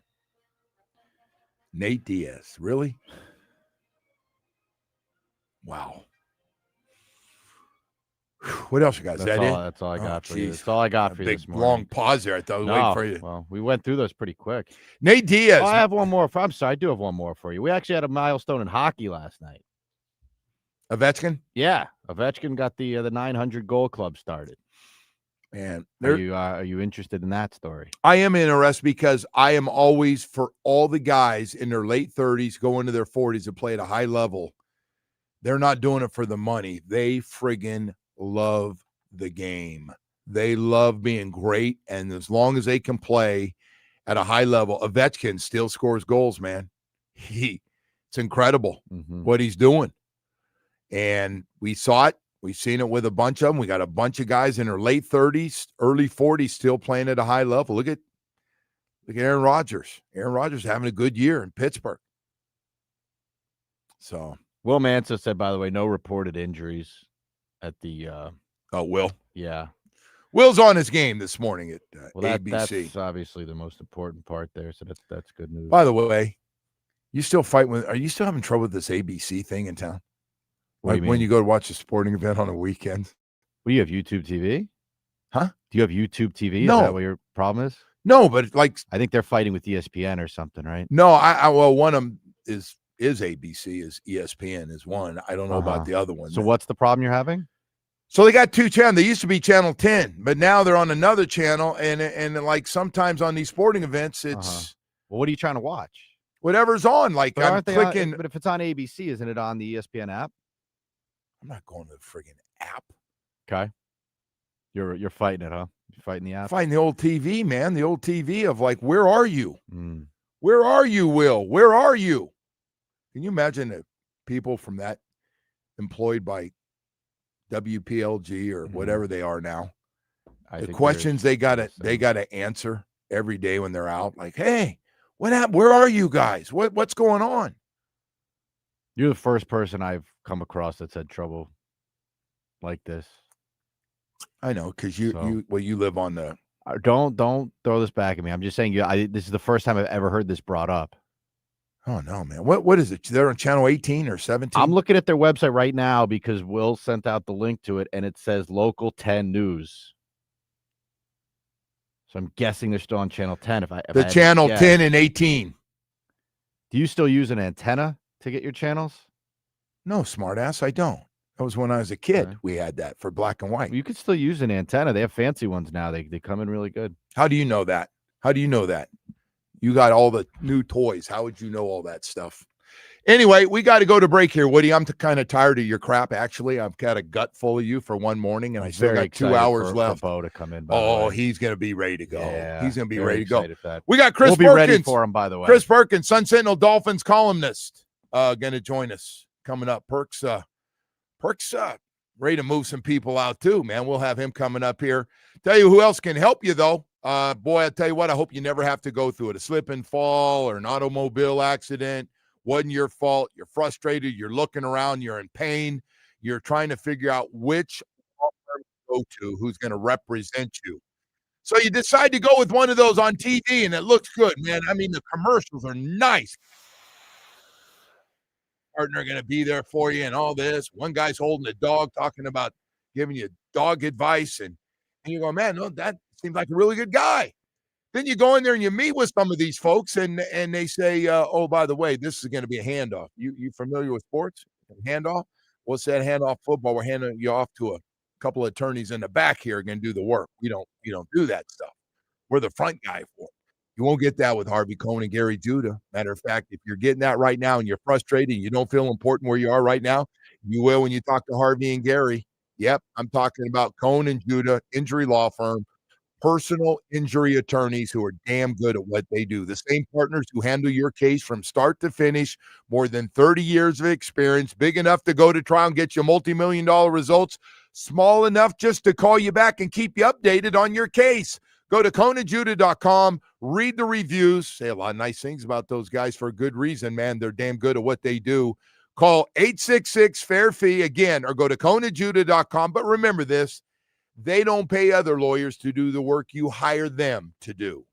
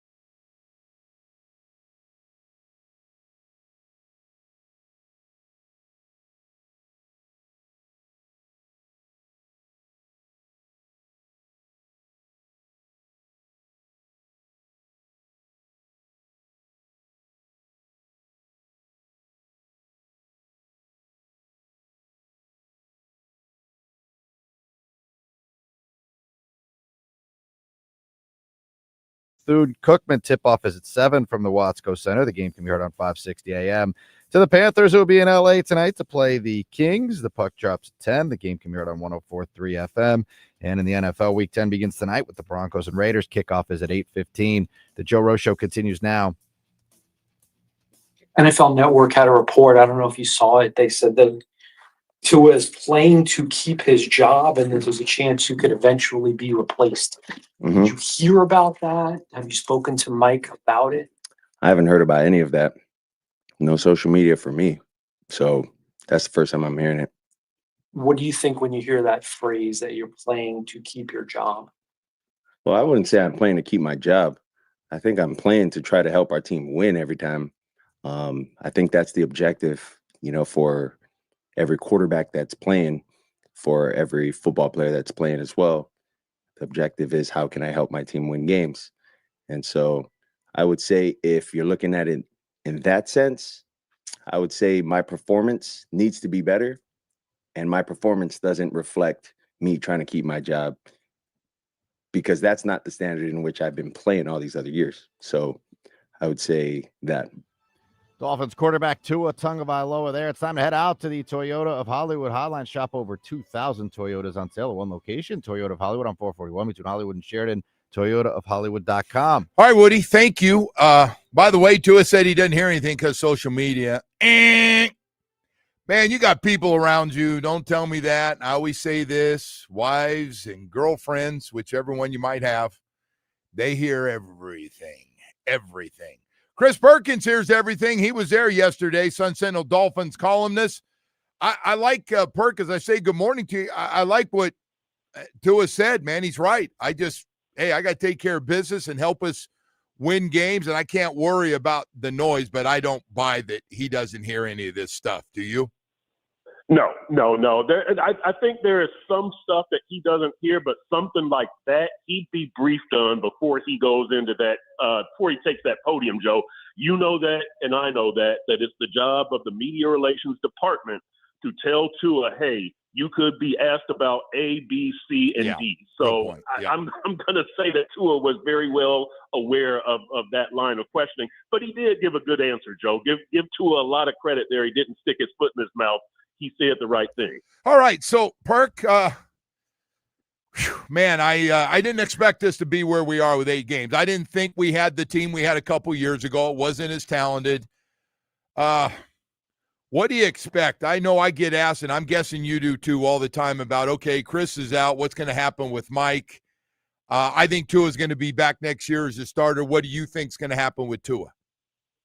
I would take the pain and part ways with McDaniel and Tua. I get the feeling that Tua is going to be here. If you designate Tua as a post-June 1st cut, you can spread out that pain, $67 million in 2026, $32 million in 2027. Oh. That's what I would do, Joe. I mean, but I get the feeling that as long as Tua is here, McDaniel is going to be here. Mike McDaniel is 30-30 as a coach. You gave him the best talent that this franchise has had in 20 years, and he goes 30-30. Joe, that's not good enough. It's just not good enough. Nice guy, all of that kind of stuff, but this is business. I would part ways with both of them, but at this point, it looks like there's a pretty good chance that both McDaniel and Tua are back next season, and what you're doing is just delaying the rebuild by 1 year by doing that. Well, I'll take it a step further. Champ Kelly, who a lot of people say a lot of nice things about nationally, by the way, for people that know him. You think he becomes the interim, gets taken off, and he's a GM? Boy, I don't know, Joe. I'll say this.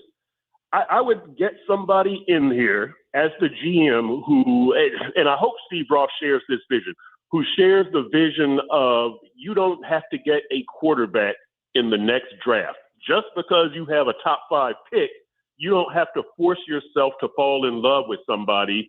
The smarter course of action would be to continue what you started, building in the trenches, drafting in the trenches, the last 2 years, right? When you got Chop Robinson, Patrick Paul, Jonas Vainaya, and Kenneth Grant, continue down that path. And then when the quarterback feeling comes up, when the guy is right, whether it's through the draft or a reclamation project on a first-round pick, then you select your quarterback. But I would not get a GM who comes in there, if I'm Steve Ross, and says, we're going to use this top 5 pick on a quarterback definitely. No. So that would be one of my guiding forces for a GM, Joe, that he shares a vision of patience on the quarterback. If he's not there next year, you start building from the trench. You continue building from the trenches. If Champ Kelly doesn't have that point of view, if I'm Steve Ross, he can't be my GM. So we're in cap hell on top of everything else next year. All this extensions and redoing contracts and releasing guys. We are in a rough. We could have record numbers like we've never had before in the history of this franchise. What do you tell people? What do you tell the fan base? You got people come up to you all the time. People send you stuff through the Sun Sentinel. What do you say to everybody? You know, really, as far as the salary cap, you just have to take the financial pain. I mean, you tried with Tua and Chubb and Tyreek and guys like that. It didn't work. It's obvious it didn't work. Look at the results. Look at the record. So, you know, you can keep trying to make up for it and keep Tua and McDaniel here one more year, or you can just say, look, we're starting over and, you know, take that financial pain and actually start over, Joe. I just think that's the best thing to do, because you can't keep delaying the inevitable. Like this thing didn't work. It's not going to work. You might as well just face up to that. Tell it to the fans. We made a mistake. We're trying to make it better now. Yeah. You know, it's and by the way, I think I heard you say this. I was all aboard. I mean, it's because it's easy to dogpile on everything they've done and say, you know, what the hell. And I am a fraud anyway, but I don't want to be when they got that team. I looked like me a couple years ago, Perk. I looked and I went, wow, as you said, this best team on paper. And then they added a couple of trades in there, and you're going, wow, this team's getting better and better and better. And the big Fangio and the big free agent class. And here comes Big Vic, who's, you know, one of the best in the business as a defensive coordinator and all this stuff. I went, all right, I get it, man. We're going for it. It didn't work though. And we didn't win a playoff game out of which, like you said, how the hell do you not win a playoff game with the amount of talent you had on both sides of the ball? It wasn't one side. We've had some teams that were really good on one side of the ball and then ended up being really bad on the other. And Jason Taylor and Zach Thomas played on some of those teams, and they just weren't good enough, and the defense couldn't hold up well enough for those guys to get what they should have after having some pretty good regular season records. But you were aboard on when they did this too, right? 100%. All on board. I fully supported the win now thing. Yeah, Joe. I mean, look, they were on a good path. Again, you know, Ramsey, Fangio, and Bradley Chubb, and Teron Armstead, and Tyreek, and Tua, and McDaniel. I just thought that really they misread the results from the 2022 and 2023 seasons, and that they kept going with the speed. They needed more physicality. They needed a better run game. You know, I'm not mad at them for going speed. I mean, that was your vision. You pursued it. It didn't work. But, you know, you had the talent. You had the resources, the finances. The checkbook was open. It didn't work. But I do think that was a smart strategy, Joe. You went for it. You weren't as good as Baltimore or Buffalo, and you should have been as good as them. You know, two teams that pale in comparison to Kansas City. But you should have been as good as them. And to me, that's one of the indictments of this era, is that you couldn't even get through the Baltimore-Buffalo level, let alone Kansas City. So I'm sorry. I was all for going for it. Very smart decision. Yeah. I endorsed it 100%, but it didn't work. Time to start over. There's so many different parts of this thing to talk about. So I saw Omar wrote something I thought was pretty interesting. He wasn't out there crazy. I mean, like some of the stuff is, but he actually ended up talking about bringing in a former great player and having him kind of overseeing this whole thing that's passionate, that I think they got to do something to get these fans back involved, because I'm afraid we got a lot of fans going out the door, and we just always take it for granted they'll be back when we're good again. And I saw what they've done in Jacksonville letting their Hall of Fame tackle now have a big say. What do you think about that thought of seeing if Jason or Zach or one of those guys might want to get involved? I'm not saying do everything every day, but just kind of oversee everything and go from there. I would say only if they're the right person for the job, only if they have passion for the job. Don't have this be a Dan Marino situation where it's like, yeah, I want to be an executive, and then you get in there and you say, I really don't want to do that. They've got Tony Baselli is up there in Jacksonville, right? Right. So, if it's the right person, Joe, but don't play to the crowd, and I think that would be a big thing also for my new GM. Again, don't force a quarterback draft pick playing to the crowd. Don't force a former player coming in here playing to the crowd. You play to the crowd by having a sound strategy and following through on it. So, again, I'm leaning toward building through the trenches right now because that's something that you've started for the last 2 years. It's something that's worked for teams like Detroit and Philly and other teams that you don't have to tank to do that. You just keep trying to win, keep trying to build both sides of the line of scrimmage, and eventually you get that quarterback and things are going to fall into place. You don't need a former player to tell you that. If a former player endorses that way of thinking, I'm all for it, Joe. But again, you've already gone down this line of building through the trenches. The only thing I disagree with you on is the final quarterback. Your best chance, you'll agree with this, your best chance, and it's not 100% because we've seen a lot of people whiff, but your best chance to be really bad and get the highest pick possible to get one of these guys that looks close to being a slam dunk, which they're not always that way. And by the way, we got a guy who's a second overall pick that honestly, most people know him to be the backup quarterback right now that's playing for the Dolphins. So people do miss on him, but overall you look at the amount of quarterbacks starting in this league. And I know Tom Brady lives down here. He's a 6th round pick and he's the best to ever do it. But most of the guys are 1st round picks. You got to take some shots, and that's your best chance. So I don't know if I go with you on that, man. If you got a guy and somebody and everybody sits around that meeting room and you got a GM that stands up that's got a pair and says, that's our guy. I've studied him. That's our guy we're going for. Yeah, Joe, most of them come in the 1st round, right? Whether Josh Allen was number 7, Lamar Jackson is 28, Patrick Mahomes 10, I believe those numbers are right, whatever. I'm just saying don't force it this year when you probably will have a top 5 pick. Don't say we have to take a quarterback this year. Don't talk yourself into loving Mendoza or the kid from Oregon or the Simpson kid from Alabama just because you have that pick, Joe. Take your time, figure this thing. You don't have to take a quarterback in the 2026 draft, right? There's nothing that says just because you have a top 5 pick, you have to select a quarterback. So take your time. Again, your guy might be a reclamation project. It might be the next Baker Mayfield or the next Daniel Jones. That might be the guy that ends up taking you somewhere. Yeah. So ideally, I hear what you're saying, but don't force yourself to fall in love with somebody. Hey, before I let you go, I want to ask you, and thank you. So these guys have had an unbelievable week. We had 3 or 4 guys. There was a good chance if the right draft pick was given, they wouldn't be here right now.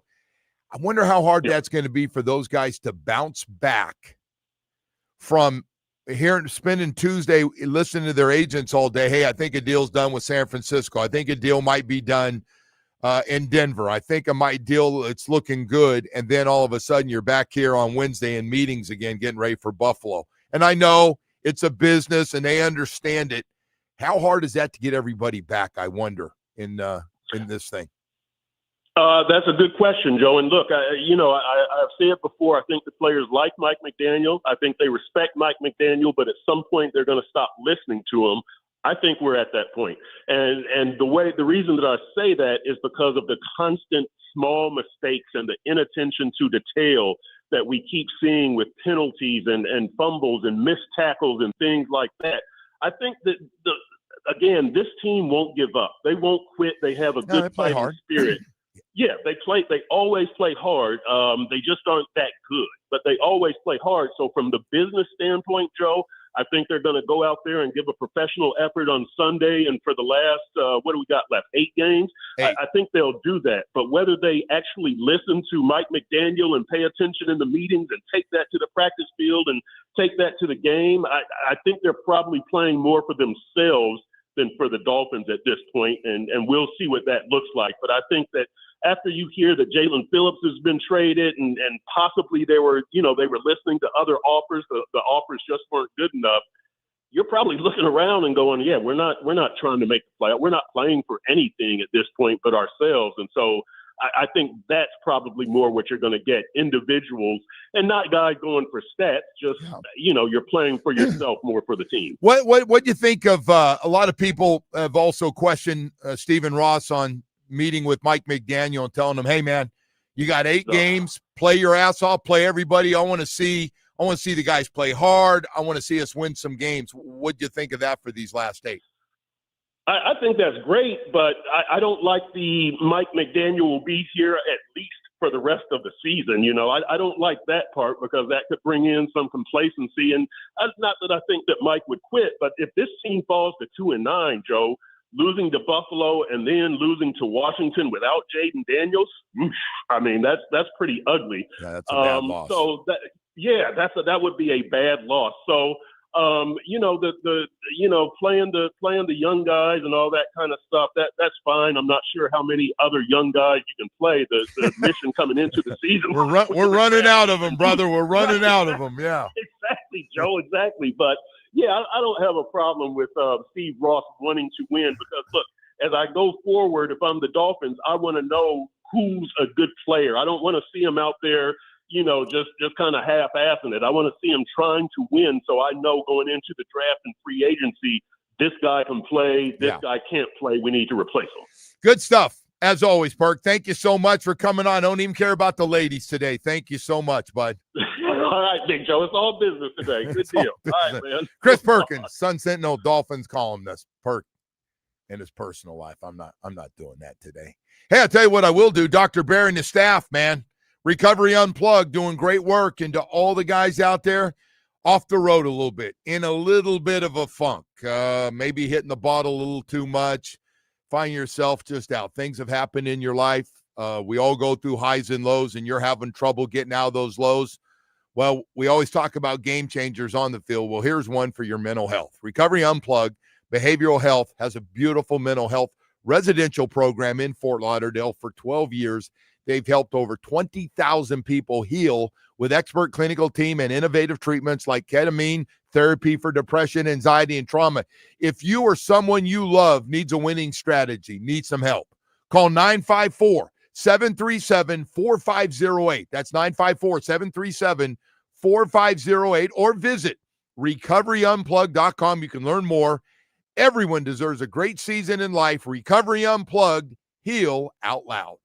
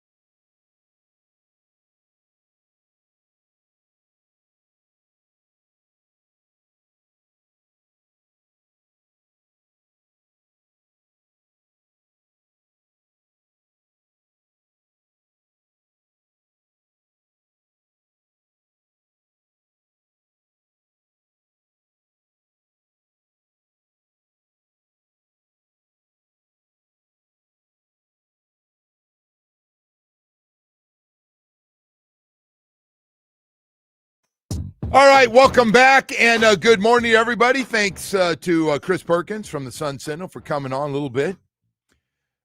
Everybody's got my phone's blowing up too, a little different thought on going forward and what should happen.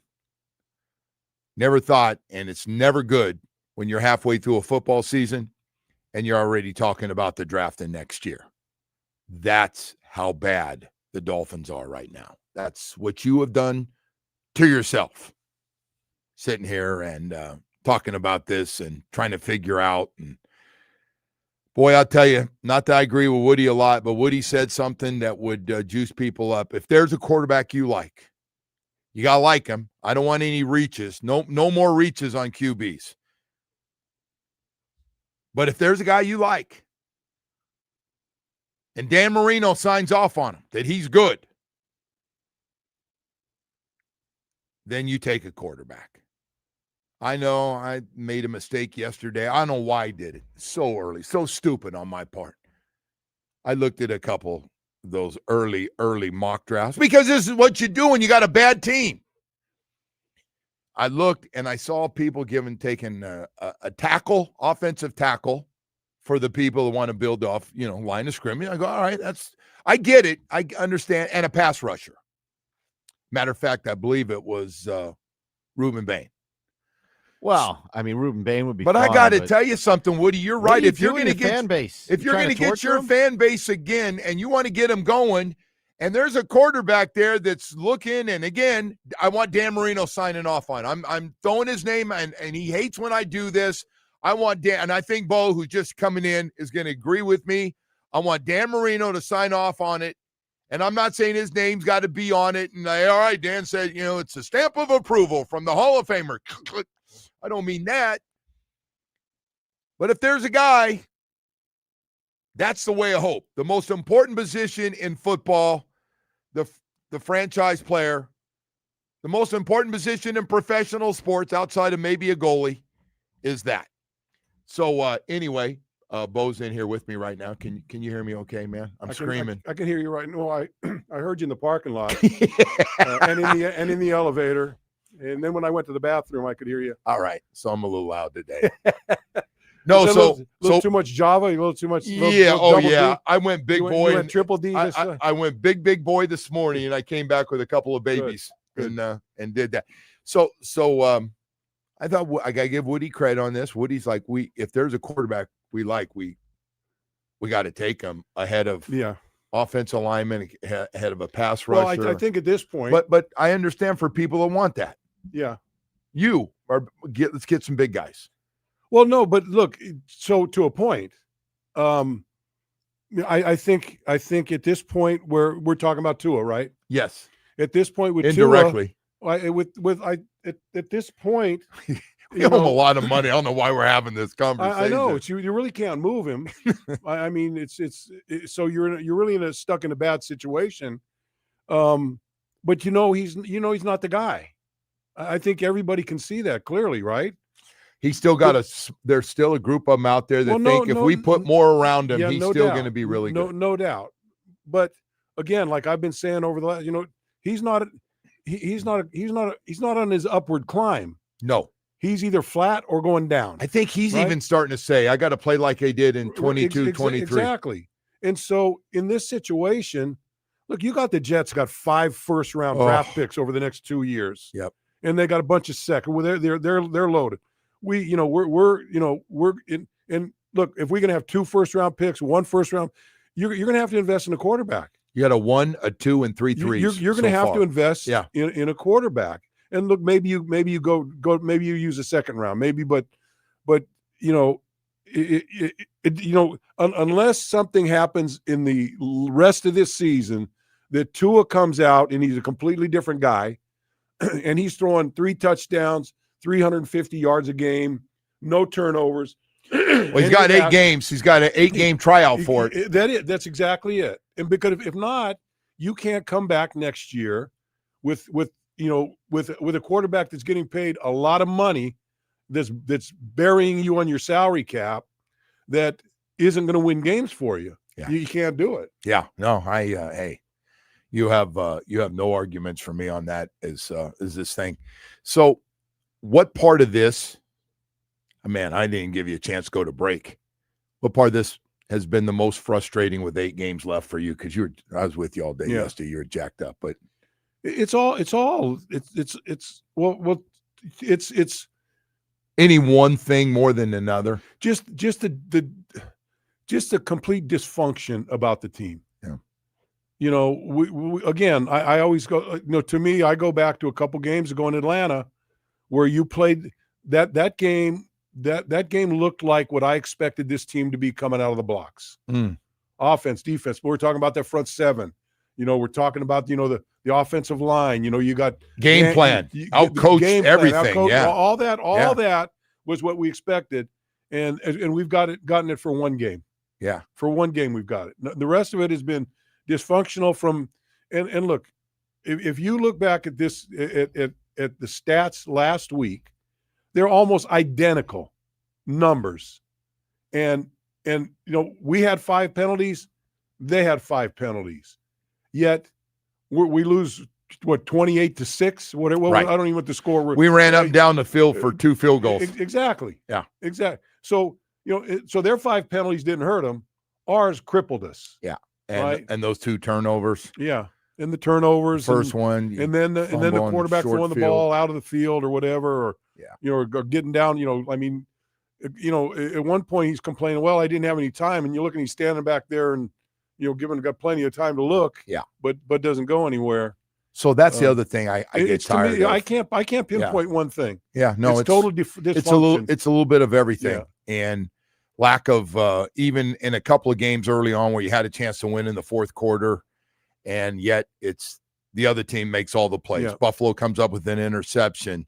The Chargers come up with a great return, and a quarterback stands up and breaks a what should have been a sack and makes a throw, and the guy makes a great play, McConkey on the outside, and nothing. Well, you can look back and say, look, 3, maybe 4 games that you probably should have won, right? 2 for sure. 2 for sure. And some you had an opportunity to. Patriots were right there early in the season. We don't want to talk about that. My God, they're but again, close is but it doesn't say close when you put the standings together. So this league, you look at all the games in full on one Sunday, and most of them come down to the last. A lot of them. I didn't realize that. Watching Red Zone, a lot of games tight with halfway through the fourth quarter. Exactly. Yeah, and that's what the league wants, and that's what the fans want. They want to have games that go to the end. And but I didn't give you a chance to sit down, and I came out just firing at you here, man. We got more stuff to get to. Kim Bokamper with us for the rest of the show, and we got a lot of stuff coming up here to talk about, so we'll have that for you. But first, I want to tell you about Michael Kotze at Choice Mortgage. Has an amazing offer. It's called the Hometown Heroes Program. He's helping first responders such as law enforcement, healthcare professionals, educators, firefighters, and military vets with up to $35,000 in closing costs and down payment assistance with low fixed rates and no prepaid penalties. Boy, if this sounds like something you fall under, a category you fall under, and you could use it, give Michael a call on the cell phone, 561-441-2730. That's 561-441-2730. Call or text them and learn more about the Hometown Heroes program. Hey, it's about getting you mortgages quickly. That's what's kept Michael Kotze and Choice Mortgage, helped them be so successful over the last 30 years. You need a mortgage, you need it quickly, debt consolidation or anything else, Michael Kotze comes through quickly for you. Go to Google reviews on the web, Choice Mortgage Reviews, saying a lot of nice things about Michael Kotze and the work he's doing. Guy works 7 days a week. You can always get a hold of him.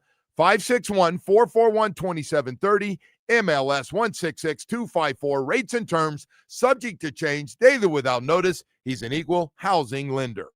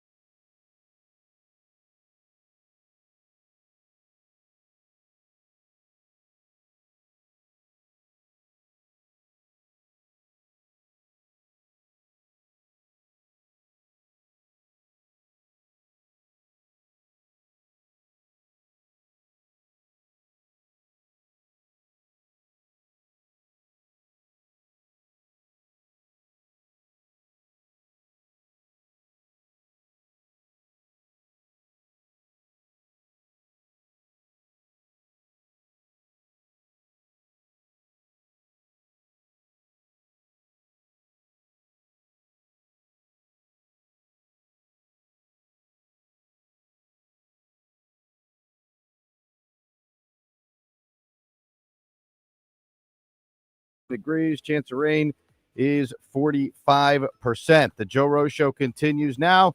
First, though, let's head out west for a sports update. Well, thank you, Hollywood. Mike Hunt from 106.9 The Bone here in Milpenis. And things are spiraling out of control here for the Trojans after a 25-7 loss to Sequoia. Following the loss, head coach Mo Lester was informed that he would be fired after the season. Rumors started to swirl around that Milpenis legend Kim Bokamper could be the front runner to take over the failing program. While the team lacks talent, they were expecting quarterback Jack McCock back for his senior season. JMC was asked about possibly playing for Bokamper, and things took a rough turn. There's absolutely no chance I'll be playing for that old man. I don't have time to hear all his BS stories of how things were back in the day. I don't care about that team. This team only won 4 games all season. It ain't been my fault. There's a chance I have a growth spurt this offseason and I'll be able to see my receivers next year. You know what I'm saying? This is my team, and I don't need another old coach here talking to me about the glory days. Make your choice, Milpenis. If you hire that bum, I'm out of here. This promises to be an interesting offseason, to say the least. For now, let's send it back to my guys in Miami, 7-0 Bo and company man Harold. They've given me a little bit of these. I'm gonna have to call him on Jack Massey and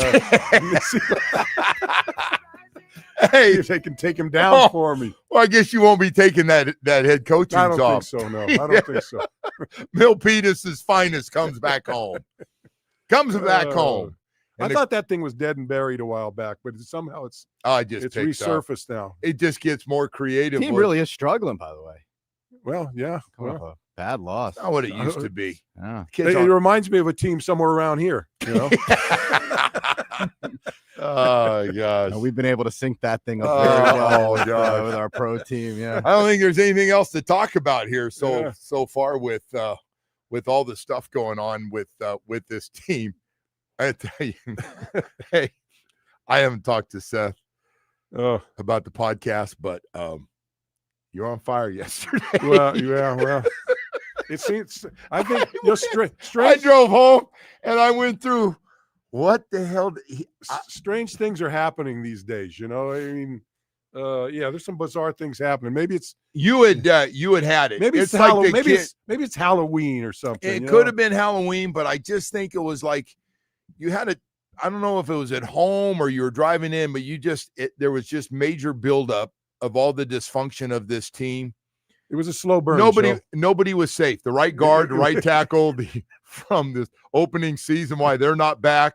Nobody got a hall pass. No. Well, there were no hall passes given out yesterday. Yeah. I mean, listen, there are some guys you want to keep and you want to keep around. I'm with you on that. By the way, if we keep those 2 linebackers inside, I got no problem. They have been productive. They fill up the stat sheet. Yeah. They get numbers. I'm sticking with the defensive line, most of it. Yeah. Well, I'm with So to me, let's leave the rookies out of it.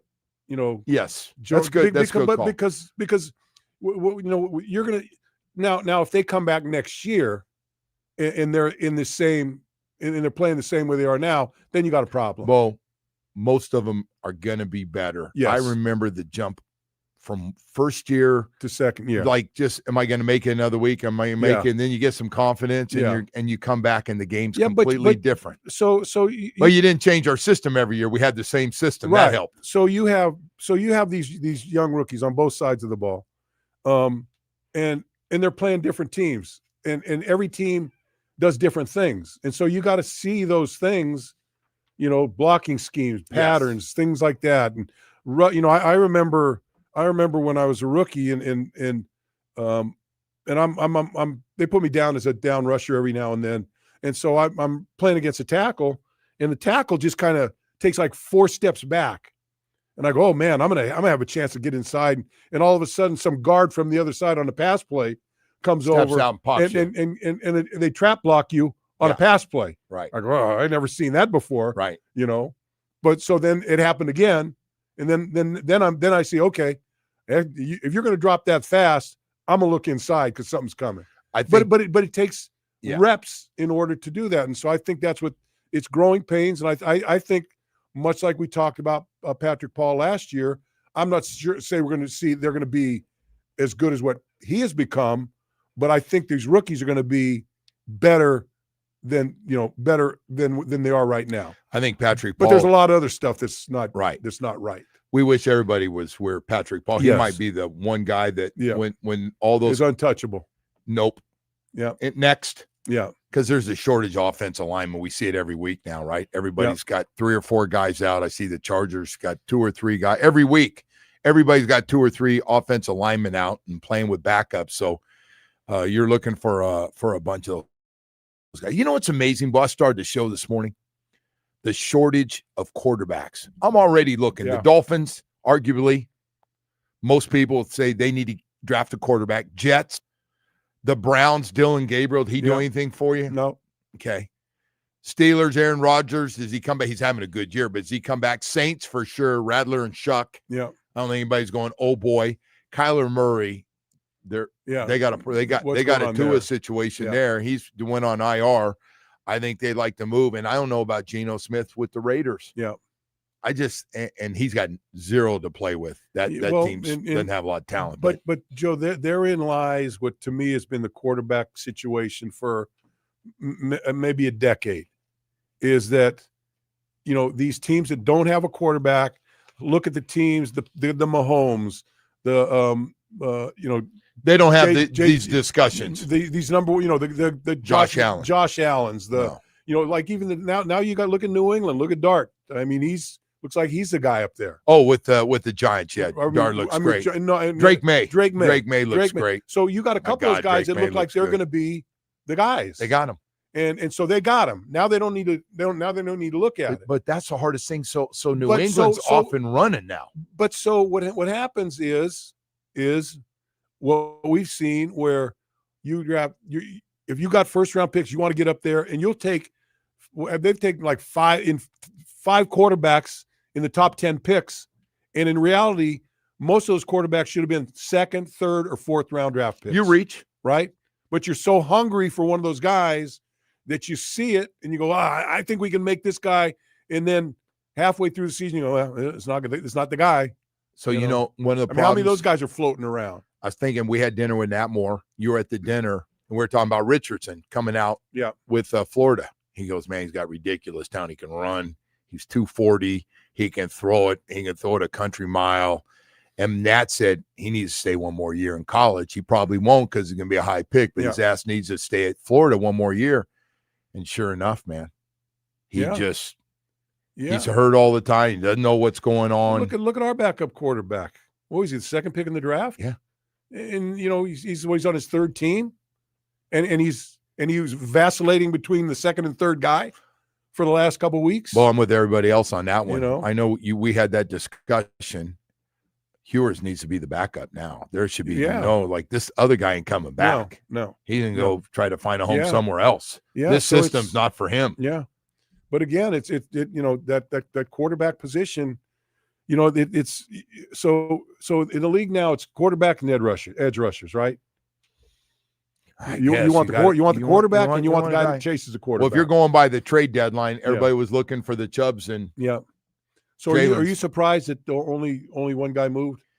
But from what everybody has said, we got offered 6s and 7s for all our guys, and Waddle not close to what we were hoping to get. I think they would have traded all of them with the right draft pick. I think Jalen Waddle would have been gone. And by the way, I like Jalen Waddle. I'm not one to get rid of a guy that's under contract that's still a young guy. That I want what he wants. Throw me a lot of footballs the next 8 weeks. I got to be a priority. I'm by far your best receiver. Yeah. Throw me the football. Would you have gotten rid of Waddle with the right? Well, you know what? Say they give a 1 and a 4. So to me, for Waddle, it would have had to be a Laramie Tunsil deal. Where they throw so much at you that you can't say no. I know. But look, so we got the Laramie Tunsil deal, and we let it slip through our fingers. Didn't take advantage of it. Right. So pick the wrong guy. Pick this guy or that guy. Wrong guy. Hey, Bo, you know what the frustration is, and again, I know you're gonna bust my chops. And Chris is gone. Yeah. But he got the two biggest draft classes in history of this franchise. He got the Jets thing. He got the 3s and the 2s and two. Well, the Tua draft where you got Tua, you got Austin Jackson and Igbenogany. And now you're looking at what'd you get out of it? What Austin Jackson's always hurt. What do you do with Austin Jackson going forward? When healthy, they say he's a good player. Yeah, it's been a while since I've seen him play. How did he play his first 2 years? Not very good. But then his contract year, he played really well. Well, he found the right tackle position in the right system, and he did start playing a lot better. I don't, to me, I'm not holding my breath for him. I'm not holding my breath. I'm not holding my breath for Daniels. I mean, at this point, Joe, we talked about this a little bit. Sometimes if I don't see how you can sit on the sideline, anybody on a football team, and watch your team going down the drain and not wanting to be in there with your guys in the locker room, your guys that are depending on you to play, and you don't even try to play. Oh no, I'm not going to play. I'm not going to play. I don't, that for the life of me is, I understand you play for money. I understand for this, but they want to be completely healthy coming back. You know what that team is like when you've got a team that's really tight. And look, we had a team that was really tight, and like. But Bo, you agree? If I couldn't play a game, I felt bad being on the sideline because I'm not with you guys and helping you trying to help you win a game. I don't think that's around anymore. Well, you're right. You're right about that. But Bo, we had 13, 14 guys by the end of the season all lined up to take the needle before the game. Well, and I understand they don't do that. And by the way, we did it on our own because I'm like you. I don't want to let anybody down. It was a big game. Yeah. I mean, all the doc had to do was just lie to me a little bit and say it won't hurt you long term. Yeah. But I look. Yeah. Anyway, I don't want to get into it. I don't want to get into it because I know you've had your run-ins with doctors that didn't end up very well. You don't need slander lawsuits. No, you don't. It's a good point. Let's get right to that. Not that I'm slandering doctors. And by the way, no. I did, and all the big bosses are coming in today, and I don't want any slander on any doctors from 40 years ago. 9 o'clock hours coming up. Atlantic Men's Clinic, man. Thank you so much, ED and Low T. Goodbye. Atlantic Men's Clinic works, man. I got to tell you, I had it full-blown low T, and I'm not proud of it, full-blown ED. I mean, it was hit and miss in the bedroom, then it became just a whiff. And low T, I was so tired, I thought, man, retirement's come. I can't keep my eyes awake. And then I gained 20 pounds because I stopped working out, stopped playing tennis, walks I wasn't doing. I'll do it next week. Oh, my gosh. I finally went to Atlantic Men's Clinic. I'm glad I did. They are pros, man. They do it the right way. They do. You get the PSA test. They got 7 locations in South Florida, serve you a brand new one in Hollywood. You meet with their professionals. They put you on a plan after they see your results. And then you're off and running. Everybody, number one question, how long before it kicks in? And I know it's mostly ED for guys. I get it when you come up to me, and nobody wants to admit that. But, hey, it comes back quickly. Man, they've got great news. Nothing but great news. Your results, the success rate's well over 90%. 877-455-7300. Set up the first appointment, listen to them, and then join the club, and you're going to be happy. You've got a location close to you. That Hollywood one is fantastic. I go to Plantation. Visit AtlanticMen'sClinic.com. Get that first appointment set up. You're in for great results.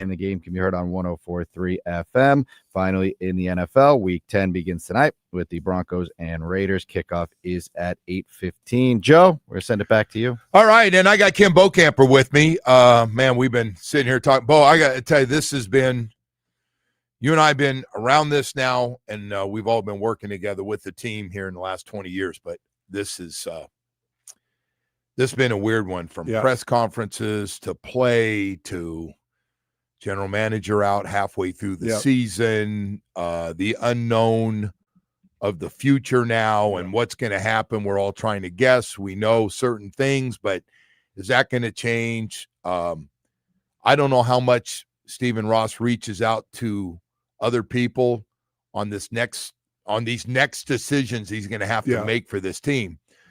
But whatever it is, we're a hot mess. Right well, now. so you talk about that, and I've thought about that too. Is Steve sending out the scouts, so to speak, or whoever his guys are, or whoever?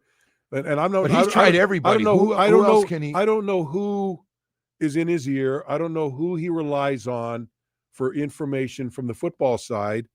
And so I don't know. Is he scouting for So is the is the new Champ Kelly? Is Champ Kelly going to be just for the rest of this year? And if you're just going to have him for the rest of this year, why?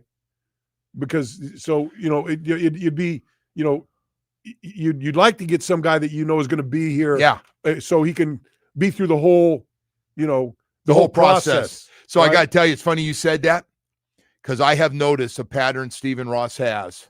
Whoever gets in with them. Yeah.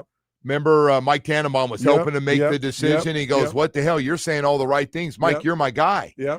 And he's done this. So Champ Kelly is going to be meeting with the owner. Hey, this is what we're doing. He goes, man, I like your style. He could get the job. You agree with that, right? So I'm gonna tell you this story. So I told you the story. So Howard Snellenberger, at one point, Howard Snellenberger, when he wasn't coaching, I was working with him. We were both selling municipal bonds, and neither one of us were selling anything. We were just like, I feel bad for the company because I was just there and he was just there, and our desks we were facing each other, like we're talking back and forth. And so he comes in one day and he goes, hey, Bo, he says, someone called me from this FAU and asking me to start a new football program there. And I go, FAU? I didn't even know where it was, He goes, yeah, it's right up here in Boca, and I go, well, what? He goes, I go, you thinking about it? He goes, yeah, I'm thinking about it, but I'm gonna, so finally, so he comes in about a week later. He goes, I told him I'd take the job. I'm going to be the head of football operations and start a program at FAU. I go, great, Howard. Yeah, racking football for a guy that's been in football his whole life. And so it's funny because I go, so I actually went with him. He goes, hey, why don't you come with me for lunch? I go, where are we going? He goes, we're going to go to FAU. And so we go to FAU, we pull in the parking lot, and he opens up his trunk and he pulls out this tree stump, right? Little, like about and we walk into the student union. He puts it on the ground, stands up on the tree stump and says, I'm going to bring football to FAU. And all the students are in there. And I'm sitting there going, what the hell's going on? Yeah, no idea he was doing that. No idea. And someone says to him, they say, well, where are you going to get players? He goes, well, I'm going to tell you where I'm going to get players. There's a street called A1A, and I'm going to start down at the bottom of A1A. And there's a street on the right, and there's a street on the left, and there's a street on the right. And I'm going to go down every street until I find me some good football players. So then, okay, so now the program is on the move. And so, about a month later, I've been gone and stuff, and I come back. He got a stack about 3 feet high of manila envelopes. I go, Howard, what are those? All resumes for the guys that want to be my coach at FAU. I go, which one are you going to hire? He goes, none of them. I'm going to be the head coach. He said, hey, man, this is starting to look so good. I sold myself. So that's like the Tannenbaum deal. You stick around. You give me the opportunity. I'm gonna turn it into my job. I just think we've had people have success with that. You get in with Stephen Ross. He trusts you. Then he likes what you're saying. Yeah. What you're selling. Yeah. And And he goes, well, hell, would you be at some point? He goes, I don't know about any of these guys. And what would you take it? And he goes, yeah, I'd take it. Of course. So to me, Stephen, look, to me, I think he's a great owner. I mean, he's given these guys everything and more that they need. But I know this, Stephen Ross, tough-nosed. If you're in New York doing real estate, the type of real estate that he did, big buildings and all this stuff, you got to be a tough guy. Why is it that he's that way? Then he's like, you got to be a hard ass. So now from Stephen Ross, from everything I see and hear, he's kind of bringing that down to Palm. He's trying to build Palm Beach and Boca Raton. He's bought all the land up there.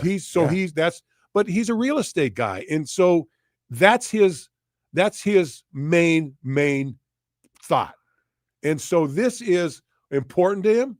He loves it, but I don't think that he feels comfortable. He depends on his people. He needs somebody else to, look, he loves coming to the games. He comes to every game. And look, I'm not taking a shot at Stephen Ross, because I would love to have him as an owner. So let me ask you this. I'm going to cut you off for a sec. Why not just have, I know Tom Garfinkel's doing a zillion things.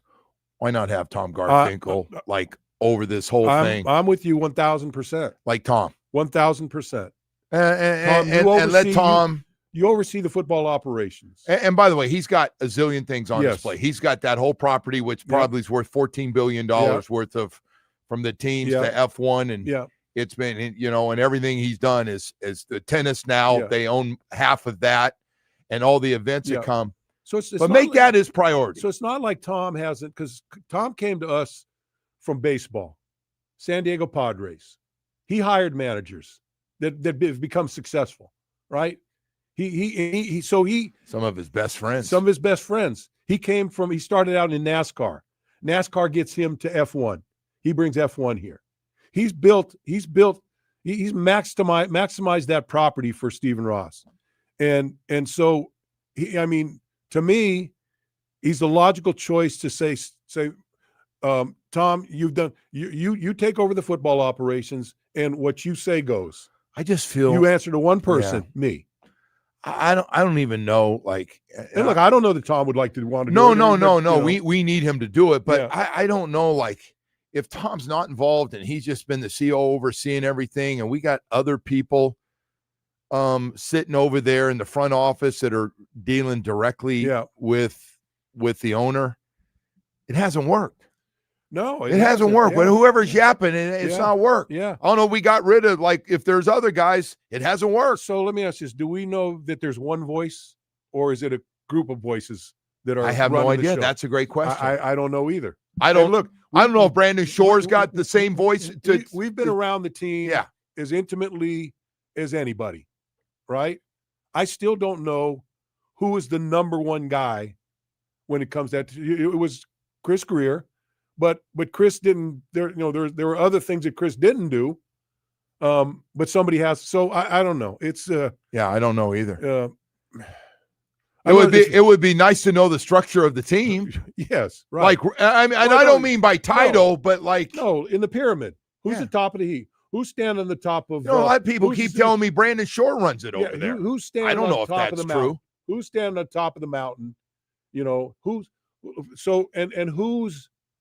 Who is maybe of most importance? Who's giving out these contracts? Because you find yourself in a situation where you're not like the Jets. Jets got a lot of Jets made a deal. They got a lot of cap space next year. They got a lot of money. They got a lot of assets.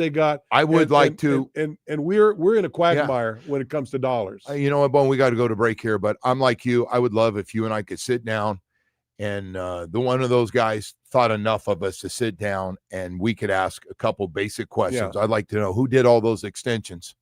Yeah, who did them? Yeah, who spent all your money, Mr. Ross? Because you had to write some big checks up front. Who's behind it? Anyway, we got to go to break. What are you smiling at me for? Now you're just giving me crap. No, all right, we got to go to break here. We'll be right back after this.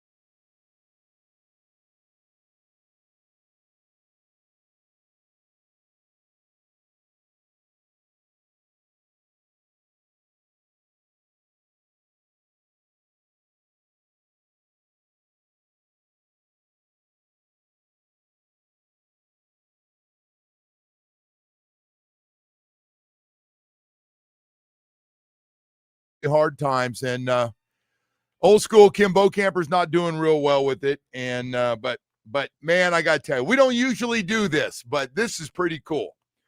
We've got Sean from New Jersey, who is a diehard fan, came down here with his beautiful wife Lana down here with him, and going to the game. Trenton, New Jersey. Trenton. Well, wow. Yeah, Trenton, right outside Trenton, Hamilton Township. Yeah.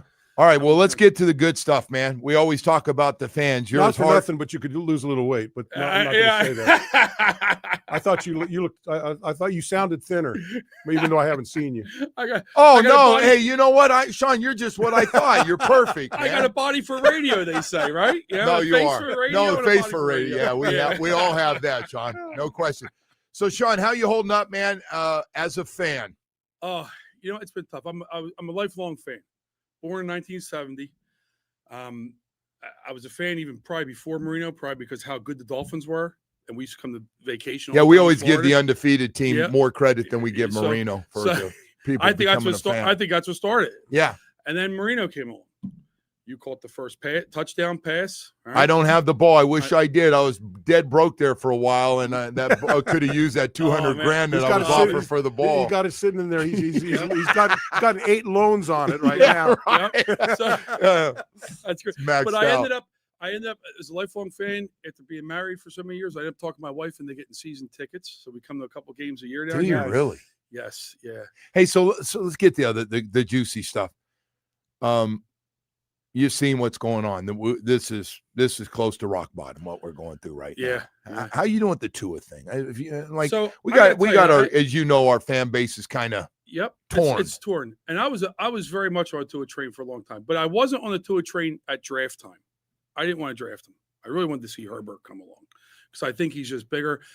Woody was talking about that earlier about his quarterback's bigger. There's not a lot of them. There's no big quarterback tree out there. Yeah, don't take a lot of things at Woody. You give Woody Come too on, much he's an credit. amateur. I'm already giving him credit. He wants to draft a quarterback in the first round, one of Yeah. those big guys. I know. There ain't many this year coming up, but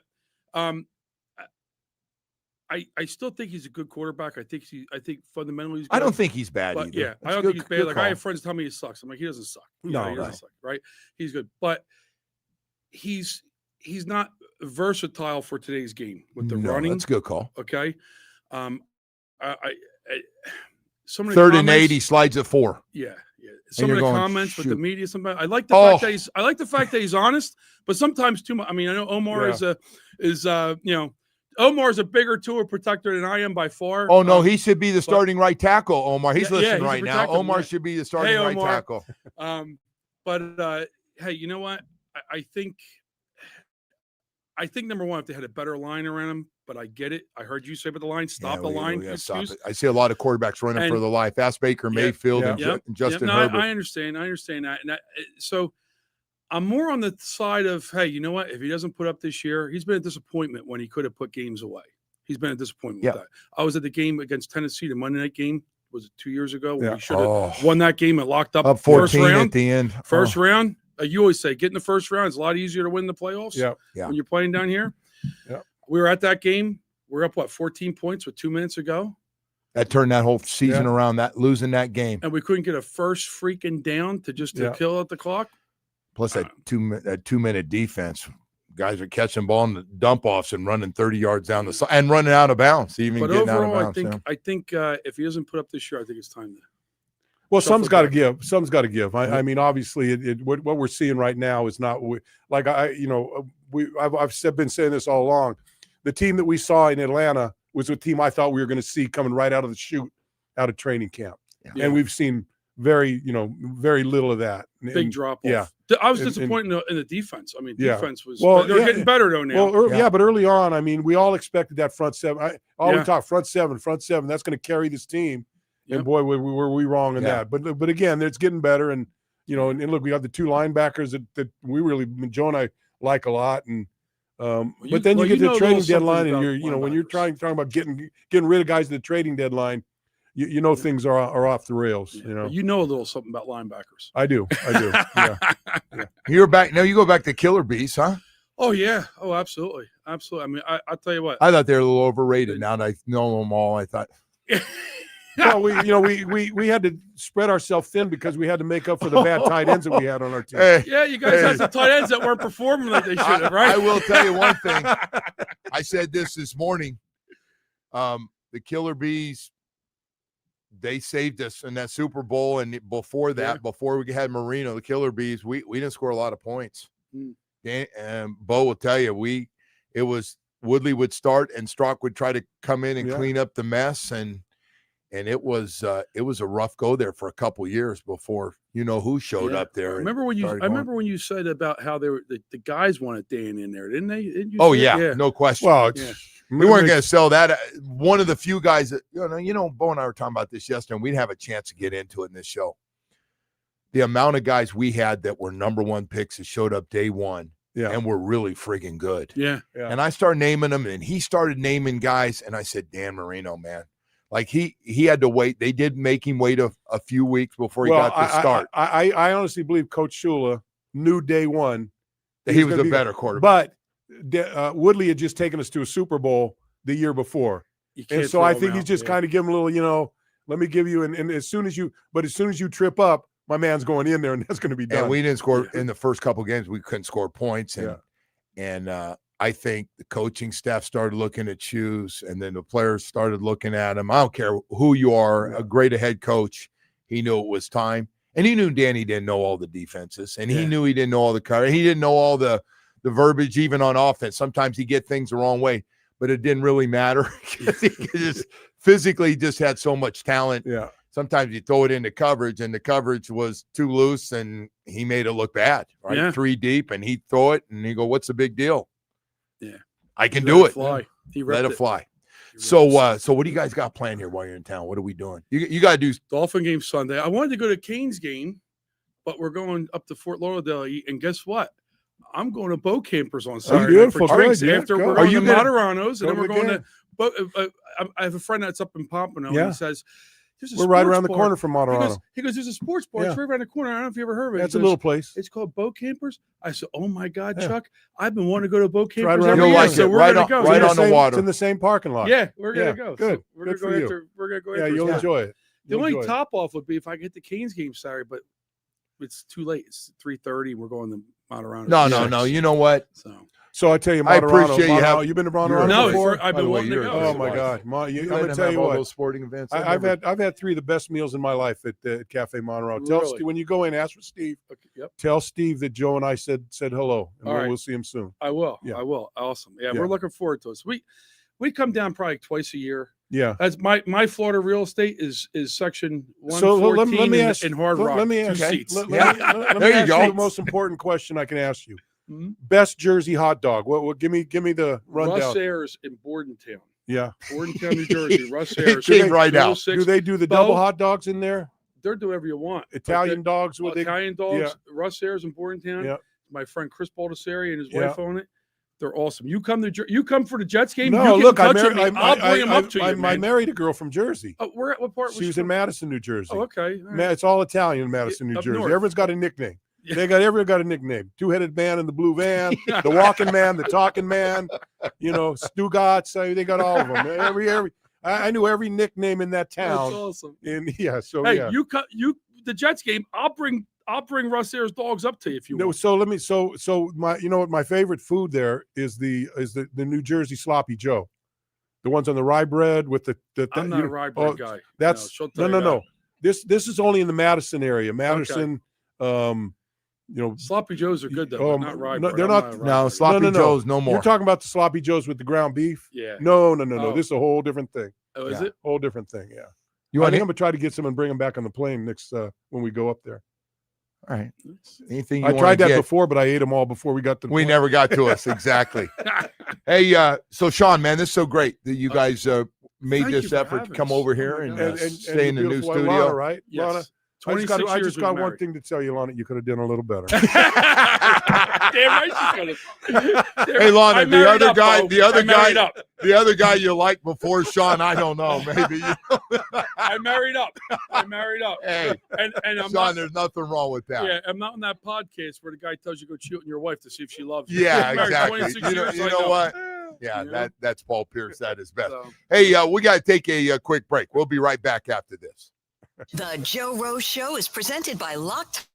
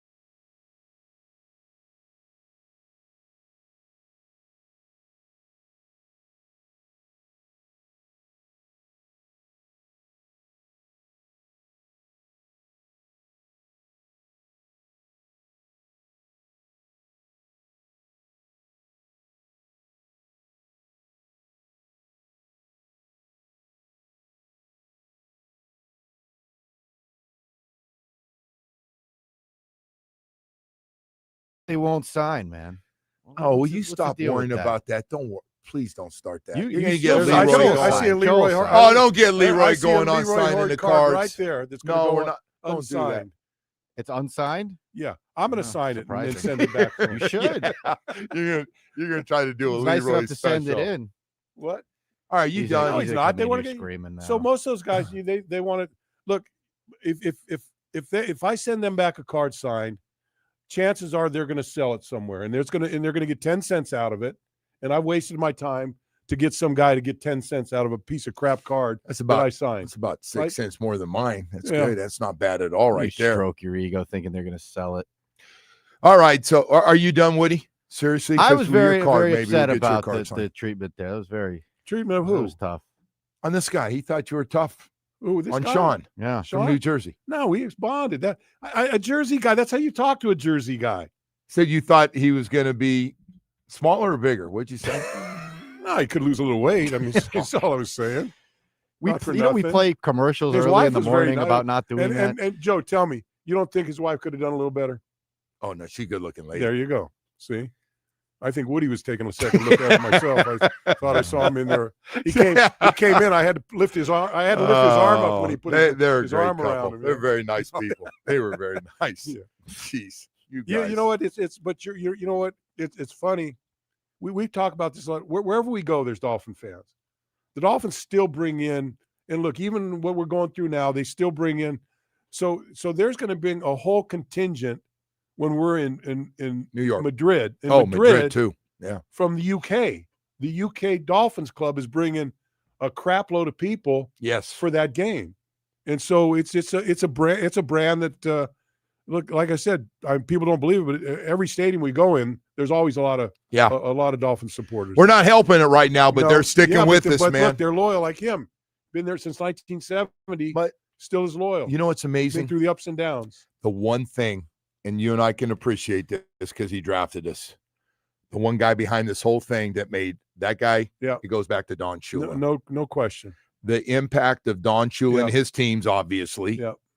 Going back, whether you go back to Killer Bees, you go back to the undefeated team, you go back to the Dan Marino, the no name, the 4 or 5 different parts of this organization that have been good through the years. We got to figure this thing out. Yeah. I mean, this thing. The frustrating part is this NFL is set up to have success like New England just had. You know what? You've gone through. Look, it's not like you didn't hire good coaches afterwards.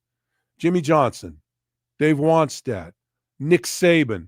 Nick Saban wanted everybody. I mean, everybody wanted Nick Saban, right? Yes. Nick Saban was a coup to bring him here. Wayne Huizenga's Right? best work. He did it. Yeah. They all said Got him here, and they all told Wayne, "You got to get him." Wayne said, "I'll get it done." Remember that Blockbuster Learjet out in Louisiana would not leave till he got on. Yeah. And so, I mean, so you've tried to do it, and unfortunately, we're in that, that you get a coach for 4 years or whatever, and So what's amazing? I've been lucky enough to spend time with Wayne, like you have one-on-one, and with Mr. Ross.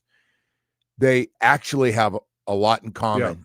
So Wayne took me in the back at the stadium. He said, "You got a second? I want to talk to you." It was very nice. When I get that occasion with Mr. Ross or with Wayne, it was great. So Wayne takes me in the back, and he said, I do. And Saban had just made his decision to leave. Yeah. He told him, I'm leaving. I'm going to go to Alabama and the whole deal. So he goes, "I do whatever." but I thought he said he wasn't going to go to Alabama. Well, he did. He So- said he wasn't, and he did. But he goes, "I do whatever." Eddie Jones, Brian Wiedemeyer. Hey, we got to get this guy. This is the hot name. We've talked. We've looked around. We got to get him. And Wayne could sell people on that. Give you a lot of money. Yeah. You control everything. Yeah. Saban had control of everything. He had Everything. Belichick control of front office. Everything was he was controlling. And the guy left. He goes, "What do I do?" Yeah. They don't feel comfortable enough as billionaires. I think Stephen Ross too. You hit it right on the head. If this was anything in development, that guy, he's on it. He's tough on it because he knows it. Yeah. He gets in this football, and I've always felt like Stephen Ross is well, this is what you Yeah. do. He Yeah. still feels like a fan instead of like, So Omar, I thought Omar's column yesterday, I think, was pretty interesting. Hire one of the old guys. Yeah, I And- said and- the and same thing to start the show this morning. Loved it. Zach and Jason, and I thought it was good because look, it's not like it hasn't been done. Ozzie Newsome, Tony you got Baselli's John up in List, Jacksonville Tony right now. Baselli, Doing it. You've had multiple guys. John Elway. You've had multiple guys that have played in the game that have been at that level of the football team, and so maybe there's something to it. Now, I think of those two guys, Jason and Zach. One thing about Zach, if Zach was going to do it, he's going to be all in. I don't see Zach. Just let me finish. He's going to work 24 hours a day. Yes. But I don't think that he would want to do it. Jason, on the other hand, he's been in football. He loves football. He's been coaching and he's moving up the ranks. And not only that, but he's recruiting all these guys for UM. He knows what the new crop is coming from a standpoint of players that they're recruiting. Yeah, he's seen a lot that are of going to be first round because they're not going out there He getting knows free families. agents. Yeah. They're going out there and getting guys that are potential first round guys to play. So he knows that. He knows it. So, but again, does he want to do it? I don't know. But of those two, I think Jason. But it is a, and maybe it's not Jason. Maybe it's not Zach. Maybe it's I don't know, Dwight or AJ or maybe it's somebody. But I think those guys are. I think that it'd be guys that are still in football. They've got to be in their a little more in their prime. The Jason Taylor thing is a great. Trace Armstrong, be great. Trace Armstrong. He's been in this business. He's an agent for most of the coaches, a bunch of coaches.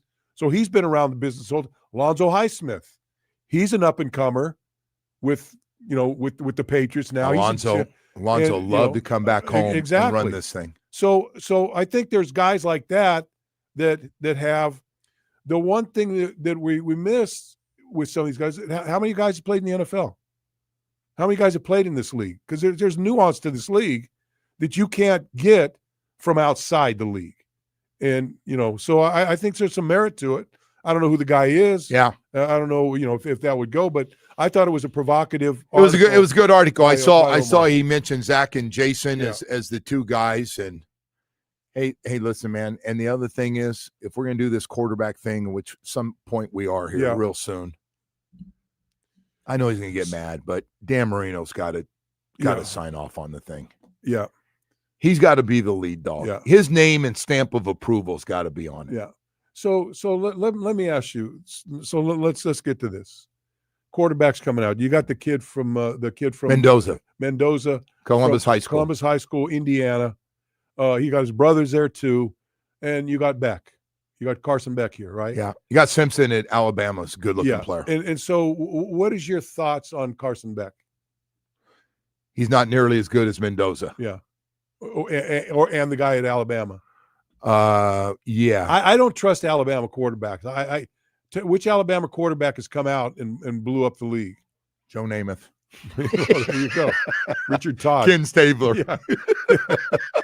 Guys that but really, how many quarterbacks have come out of Alabama that have taken a team to a Super Bowl? I don't know that I can pinpoint one. I got to tell you, I'm not talking back to Joe. And this Mendoza story is going to be unbelievable. It's going to be interesting. Yeah, what he's done. Well, so the guy last 2 years doesn't get recruited out. Walks on at Cal. Stayed third string. Yeah. Guys got hurt. Got his chance. Never gave it up. Yeah. Now all of a sudden he lights up UM on a late night game. Yeah. And goes on to have a really good season. And now all of a sudden, Cal realizes we can't keep him. Yeah. He's getting offers from everybody. And he picks Indiana. And you want to talk about $2.5 million. How about that coach? That coach, hottest guy in the business. So that coach, he and that guy at Ole Miss. But that guy's a throwback. He's a dinosaur, right? When they asked at his press conference, why did they hire you? He goes, because I win. Yeah. And that's it. Yeah, right. Right to it. Halftime, some girl interviews him and she goes, what happened? He goes, well, you tell me what happened. Yeah. Right? No, he's He's a hard ass. Yeah, man. no, but he's doing a hell of a job. They're going playoffs again. Hell, They're up by 20 something, and some guy falls down and the guy scores a touchdown. He reamed the guy. Oh yeah, the guy that fell he down. got a little old school in him, no question. Yeah. Hey, Bo, thank you, man. I appreciate it. We are out of time. Hang in there, Dolphin fans. Better days are coming. Got what you